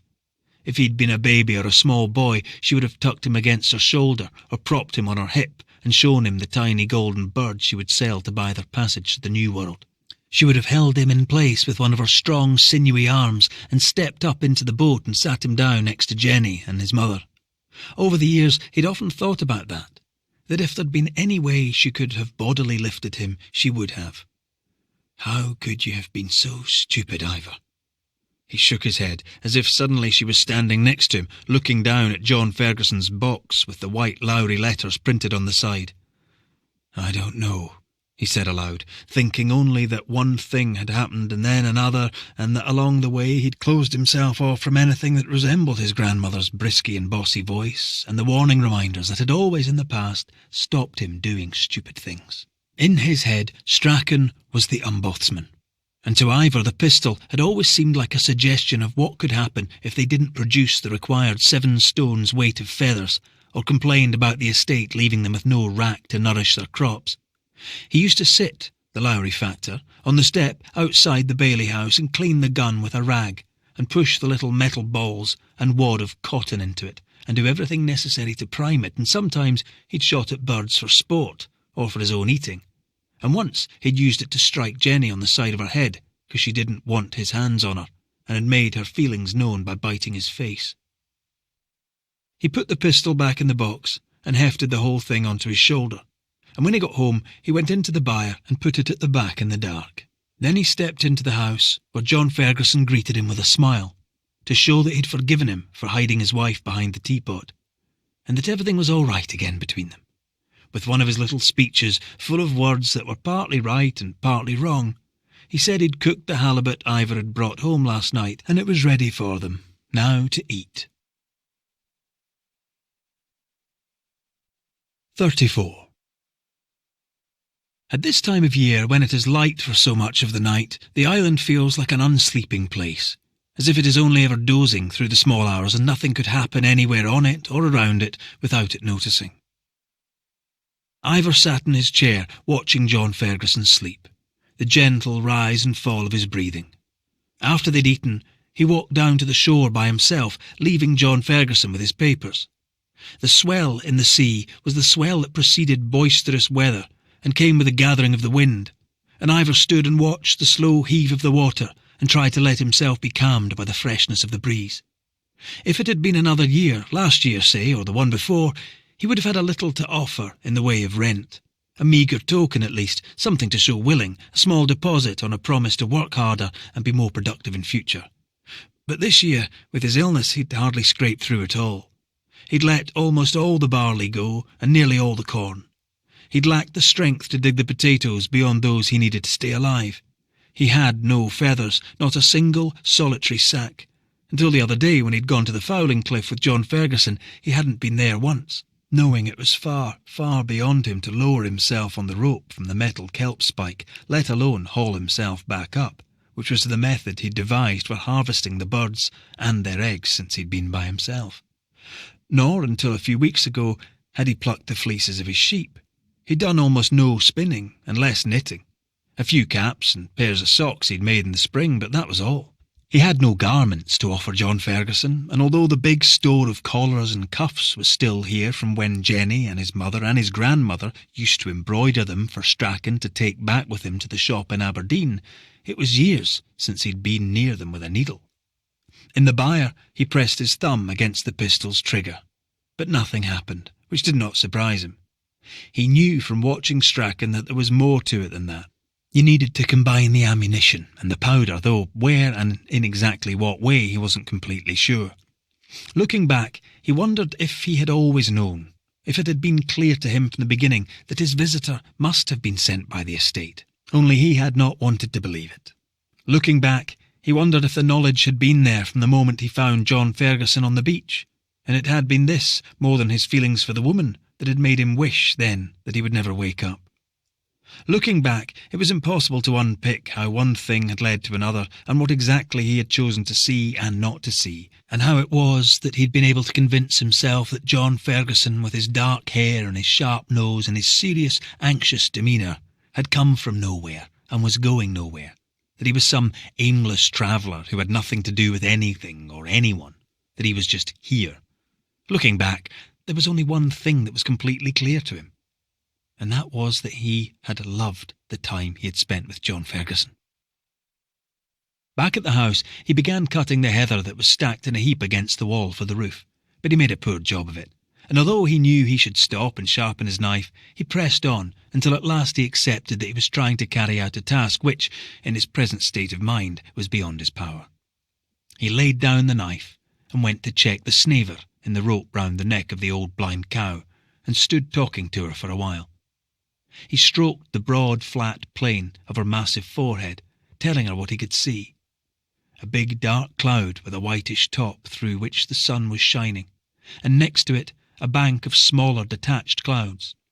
The bad weather out to sea was still some way off, he told her, and everywhere else the sky was light-coloured, like growing corn. There were some puddles on the ground that shivered and glittered in the breeze, and the hens, she would not be surprised to hear, were making a jerky, stiff-footed search around the entrance to the byre, hoping for seeds or grain or anything else tasty that was lying on the ground or hiding in Peggy's waist. It wouldn't be hard, he thought, to ask John Ferguson what was going to happen now. He was sure that if he prompted him with a combination of words and gestures, John Ferguson would understand he was asking him to tell him who he was. He remembered the strange hand movements his visitor had made in the beginning, and how he'd ignored them, not wanting to know why he was here, because that would involve thinking about how long he would stay and when he would leave. And from the moment John Ferguson had looked him squarely in the face and the wave of emotion had crashed over him and almost drowned him, he'd never wanted to think about him not being here anymore. 35. When John Ferguson arrived back from the hermit's cell, he did what he could to make clear to Ivar that he was sorry for shouting at him, that as far as he was concerned the business with Mary's picture was forgotten. But Ivar seemed different, remote, sad. He hardly touched his halibut, and John Ferguson was still eating when Ivar pushed back his great chair and got up and went out. It was late when he came back and turned the chair away from the table to face the fire and sat down and closed his eyes. And when John Ferguson woke up in the morning, he'd already gone out again. Mary's husband spent the morning cleaning and tidying the house. It was all he could think of to do, to make it welcoming for when Ivar came back. He folded their blankets and cleaned the cooking pot. He swept the loose grass scattered across the floor into the drain. He went down to the brook and picked a handful of thrift and lady's mantle and put them on the table in the brown jug. And when he stepped outside to fetch peat for the fire, he saw Ivar in the home field talking to the black cow. But although he waited for him to come in, he didn't. And when he next looked outside, he couldn't see him. At first, John Ferguson didn't worry. He sat in Ivar's great chair, going through his pages, memorising batches of words, and organising them into groups as well as alphabetically, words to do with the weather and the water, with the earth and what was under it, words of a domestic nature. He made a new page devoted exclusively to sounds, to the hoss and horror of the sea, the yarl of the gulls, the tusk of the wind, the snirk of a door. He went over another batch of words Ivar had given him that had double meanings, words that seemed to interest and excite Ivar more than anything else, as if he'd never thought about their richness and versatility until he'd started teaching his language to John Ferguson. He'd explained, for instance, that his eldest brother Hannes had been a big, stout person, and that this single-syllabled word, which had both bigness and stoutness contained within it, also had the meaning of a large wave. It had taken a long time before John Ferguson had grasped what Ivar was saying, and he had the impression at the end of it all that Ivar was conscious in a way he'd never been before of how right it was, that a word which described his brother physically also described a big wave, as if Hannes had possessed something of the sea's strength. If any of his brothers could have made it back alive, he seemed to be thinking, it would surely have been Hannes. Another word with a double meaning was the one for when you felt a fish nudging the end of the line, which could also mean, if John Ferguson had understood Ivar correctly, a slight impression or feeling of something. There was also the word for a certain kind of thick mist, which could signify what John Ferguson translated, after a lot of toing and froing, as a deep pondering. Stroda, meanwhile, seemed to describe the backwash of the waves against the steep rocks, as well as great agitation or hurry in a person. A hobastu was both a turbulent sea and a great difficulty or dilemma. A guster was a strong, drying wind, and also, he was fairly sure, a loud, blustery, arrogant way of speaking. He went through all these new words a second time, and then he went through them again, and after that he slept. And when he woke, the afternoon light had changed into that different light by which you know that although it is not yet dark, it is late. Outside he could hear the old blind cow bellowing in expectation of her evening fodder. He waited another hour or so, and when Ivar was still not back, he went looking for him. He looked for him first in the outfield, where he might have expected to find him at this time of day, and when he wasn't there he carried on, following the furthest of Ivar's low walls until it ended, and he came to the stream and the fertile meadow beyond it. The ground was dry, and he walked quickly between patches of thrift and lady's mantle until, halfway across, the dry ground gave way to a huge flooded area, and soon his feet were soaking wet. He considered going back to the wall and heading in a different direction, but he'd gone too far now into the swamp to turn back, and he was already so soaked it seemed better to carry on. The bone in his shin was beginning to ache, and although he tried to take short, light steps to lessen the pain, the boggy ground sucked on his feet and made it impossible. Just before he reached the higher, dry ground after the meadow, he stepped in an especially deep puddle of dark slime and cried out furiously. Meanwhile, the wind came in puffs, softly to begin with, but then more vigorously, first from one direction, then from another, as if it was deliberately trying to hamper his progress. Up on the high pasture, the fleeces of the sheep shook. His own clothes fluttered and billowed as he pressed on towards the cliffs. At the top of the first gill, he paused for breath, while below the sea broke over sunken rocks and foamed around them in greenish eddies. With his aching leg, he stood in the cold, looking out across the empty water. In his head, going round and round, the word Ivar had given him for something that has disappeared or been lost, something never to be found in spite of searching. "Ivar!" he called out. He walked down to the beach, on a long, slow path he hadn't come across, before, which looked easy from above, but was in fact rocky and undulating and exhausting, and by the time he reached the end of it, he was stumbling. He sat on a rock to rest his leg, popping hollow blisters of seaweed between his forefinger and his thumb. There were big heaps of it everywhere, glistening and dark and dirty-looking. At his feet an eel wound itself down into the sand and lay beneath the surface, coiled and buried. It was all very ugly. He got up and continued along the beach and up again onto the pasture, until he came to the loaf-like mound on the round hill, and the place where Ivar dug the peats. But Ivar wasn't there. Long waves rolled towards the shore, passing over the rocks without breaking, and a soft, cold rain began to fall. His leg was really hurting now, but he carried on, up to the top of the round hill and down again, and then on to the summit of the peaked one. Everywhere he looked, there seemed to be black puddles of thick, standing water with stalks of grass poking out of them. He passed the short row of low, connected dwellings that Ivar said had been inhabited when he was a boy. A little further on, he passed another one. He went down to the inlet. The surface of the sea had a scraped, scrubbed look. Long, skittish shadows, hurrying in front of the wind, raced across it. Cormorants glinted, gulls hung in the air with their mouths open. Dark, heavy clouds rested on the horizon. He found himself wondering what Ivar would call them. Would he say they were hummocks or benkers, ellens or glodricks? He wanted urgently, suddenly, to know the answer, to be able to describe things as they were instead of only guessing at them.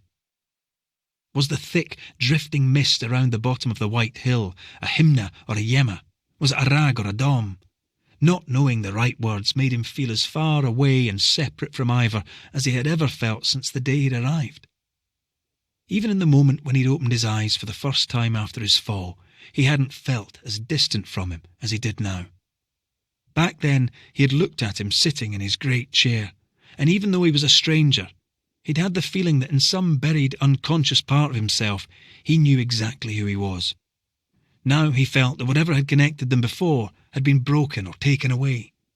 He went to the fowling cliff where Ivar had terrified him by lowering himself from the metal spike on one of his squeaky homemade ropes and dangled against the wrinkled cliff, a butterfly pinned against a black wall. "Ivar!" he shouted, shaking in the cold, amazed at his anguish. "Ivar, don't do this! Don't go somewhere and not tell me where you've gone." But when he arrived back at the bothy, Ivar was there, spooning a lumpy yellowish substance into the clay jug. It looked like a kind of failed butter, grainy and mushy and partially separated. Ivar didn't look up when he came in, and John Ferguson was so cold and exhausted and frightened by his search he couldn't speak. "You've been a long time away," said Ivar quietly. It was a single word in his language, and John Ferguson didn't understand it. What he did understand was that it sounded neither sulky nor reproachful, and that it was Ivar's way of saying that if there'd been a distance between them, he wanted there to be an end to it.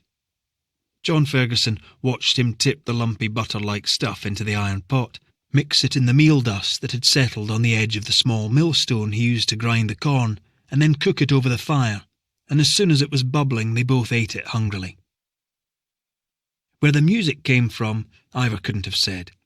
His memory of any sort of music was as distant as anything he'd experienced when he was young, but the fragment of a tune came back to him as he sat that night with John Ferguson in the firelight.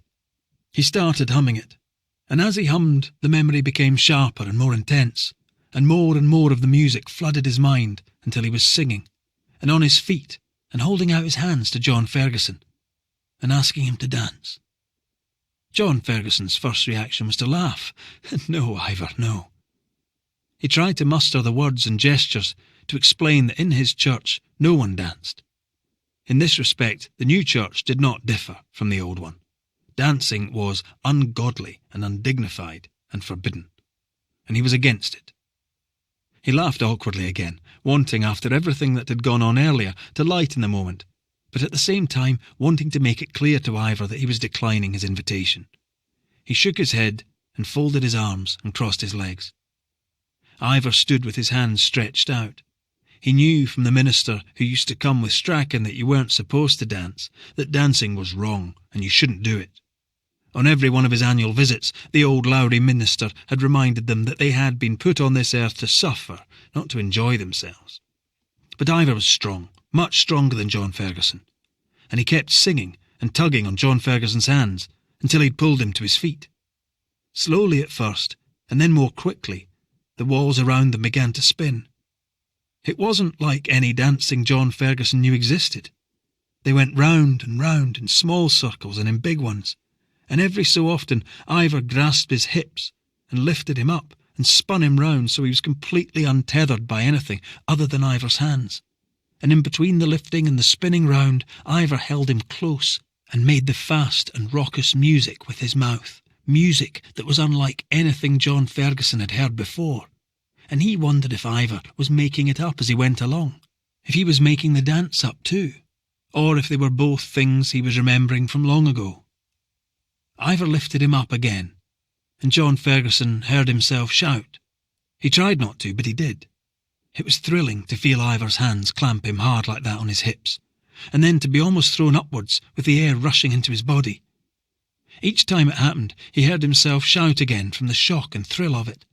They knocked against the table and against Ivar's great chair and against the bed, and the only thought in John Ferguson's head was that he didn't want it to stop, and when at last it did, and Ivar spun him to a halt, John Ferguson was so breathless he couldn't speak.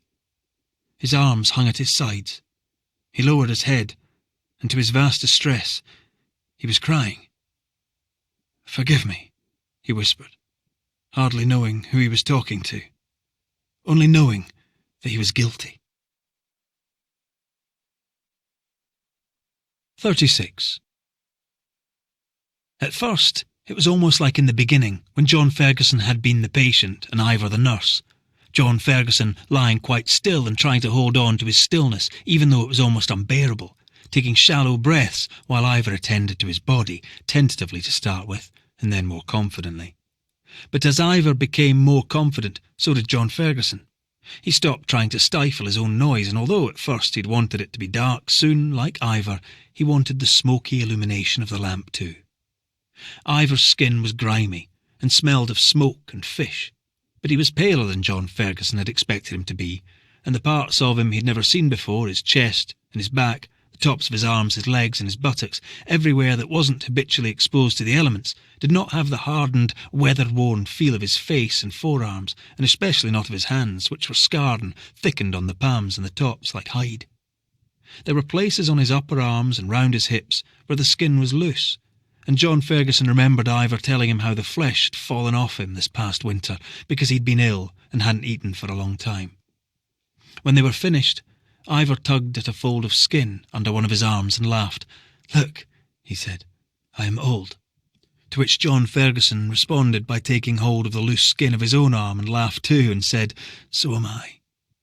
There was no more light now from the lamp, and the fire was almost out. They lay in front of the hearth with their faces turned towards each other. "There is something I have to tell you," said John Ferguson.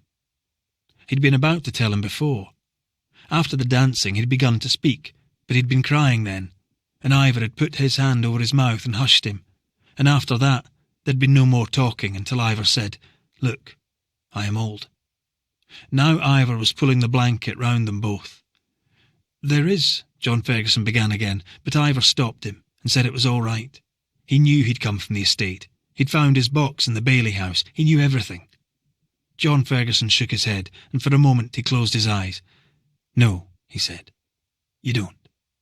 Not everything." 37. There was a word in Ivar's language for the moment before something happens, for the state of being on the brink of something. He'd tried several times to explain it using words John Ferguson already knew, with mimes and charades involving the water and the weather, but John Ferguson had never been able to grasp what it was he was trying to tell him. In due course, John Ferguson will understand it. In due course, after a fair amount of back and forth and toing and froing, he will arrive at a precise and succinct definition of it. A definition in which he will give, as examples of the sort of moment it describes, the last moment before the tide turns, the last moment of day before night begins.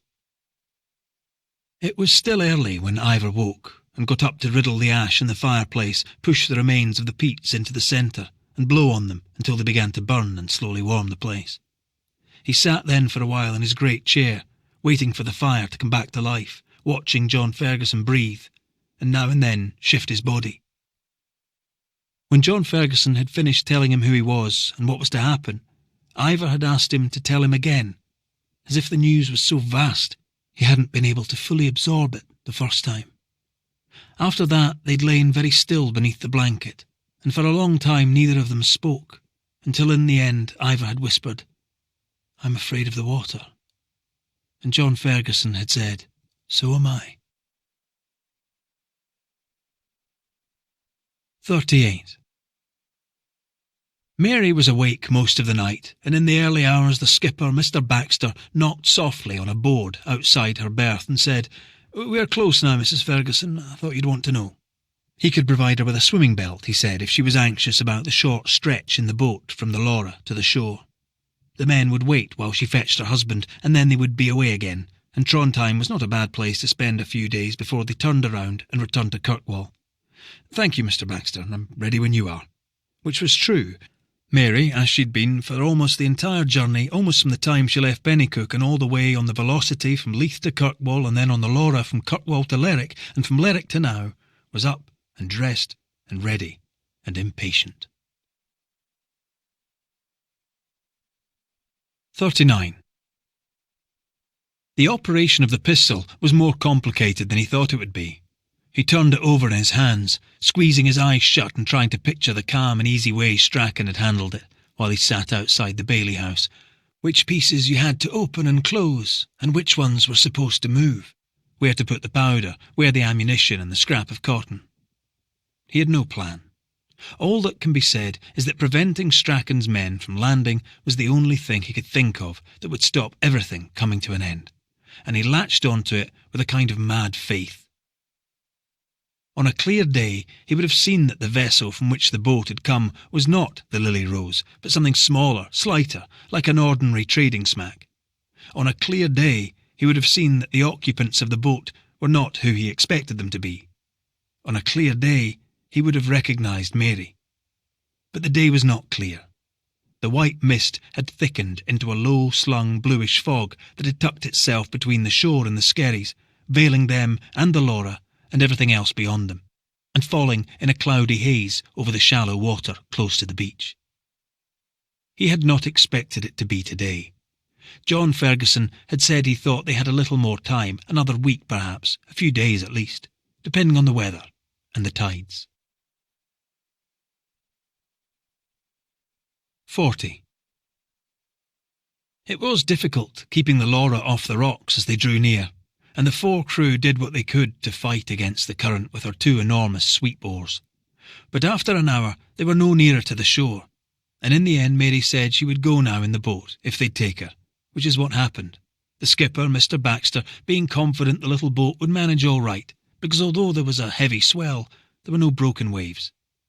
It was only the suddenness and completeness of the mist he hadn't reckoned with, and watching from the Laura, he and Mr. Lane quickly lost sight of the boat, and saw nothing until after the sharp mechanical explosion, when the sky turned black above the mist, with thousands and thousands of birds, a sudden immense darkness, pulsing and thick, as if it had a billowing new lining.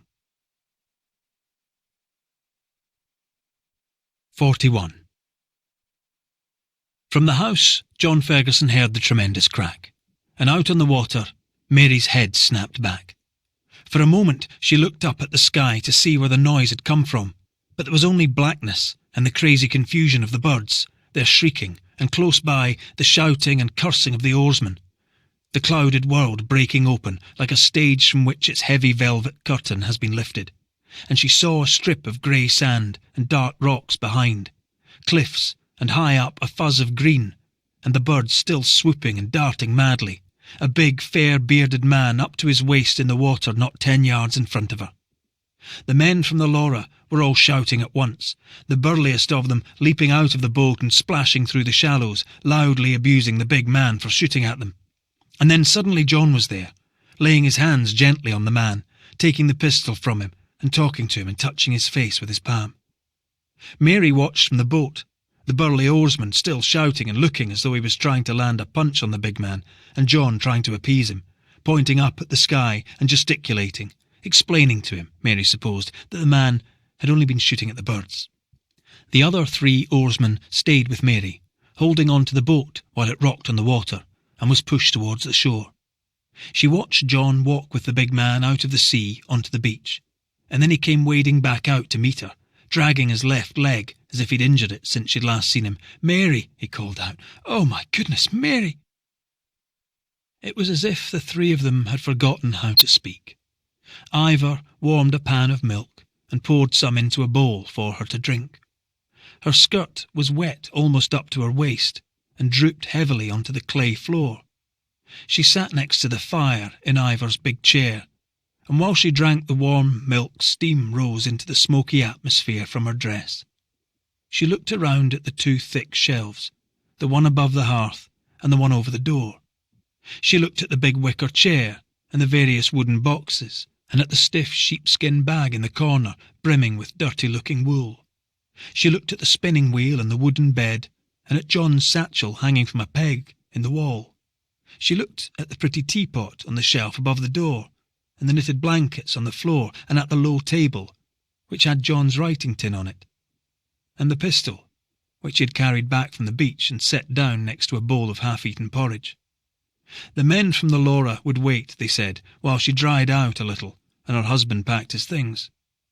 John sat on the bed, holding her hand, eventually trying to lighten the atmosphere by saying, "That probably wasn't the welcome you were expecting."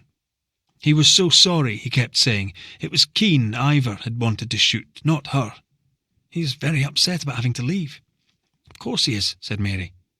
She could hear how sharp her own voice sounded, how tight. Strachan knew he would be. It was why she'd come all this way. The fact that had known it all along. She'd been certain something terrible would happen, and she had wanted to prevent it. Oh, Mary. Ivar stood at the table in his wet trousers, cutting up a fish and dividing it between 2 plates, one for Mary and one for John, scraping the rest directly onto the table and eating it with his fingers as he worked. John Ferguson's wife, though unmistakably the same person as the one in her picture, was smaller than he'd imagined. Most of her size, he saw now, came from the largeness of her clothes, her dress and her coat and the thick cape she wore over her shoulders.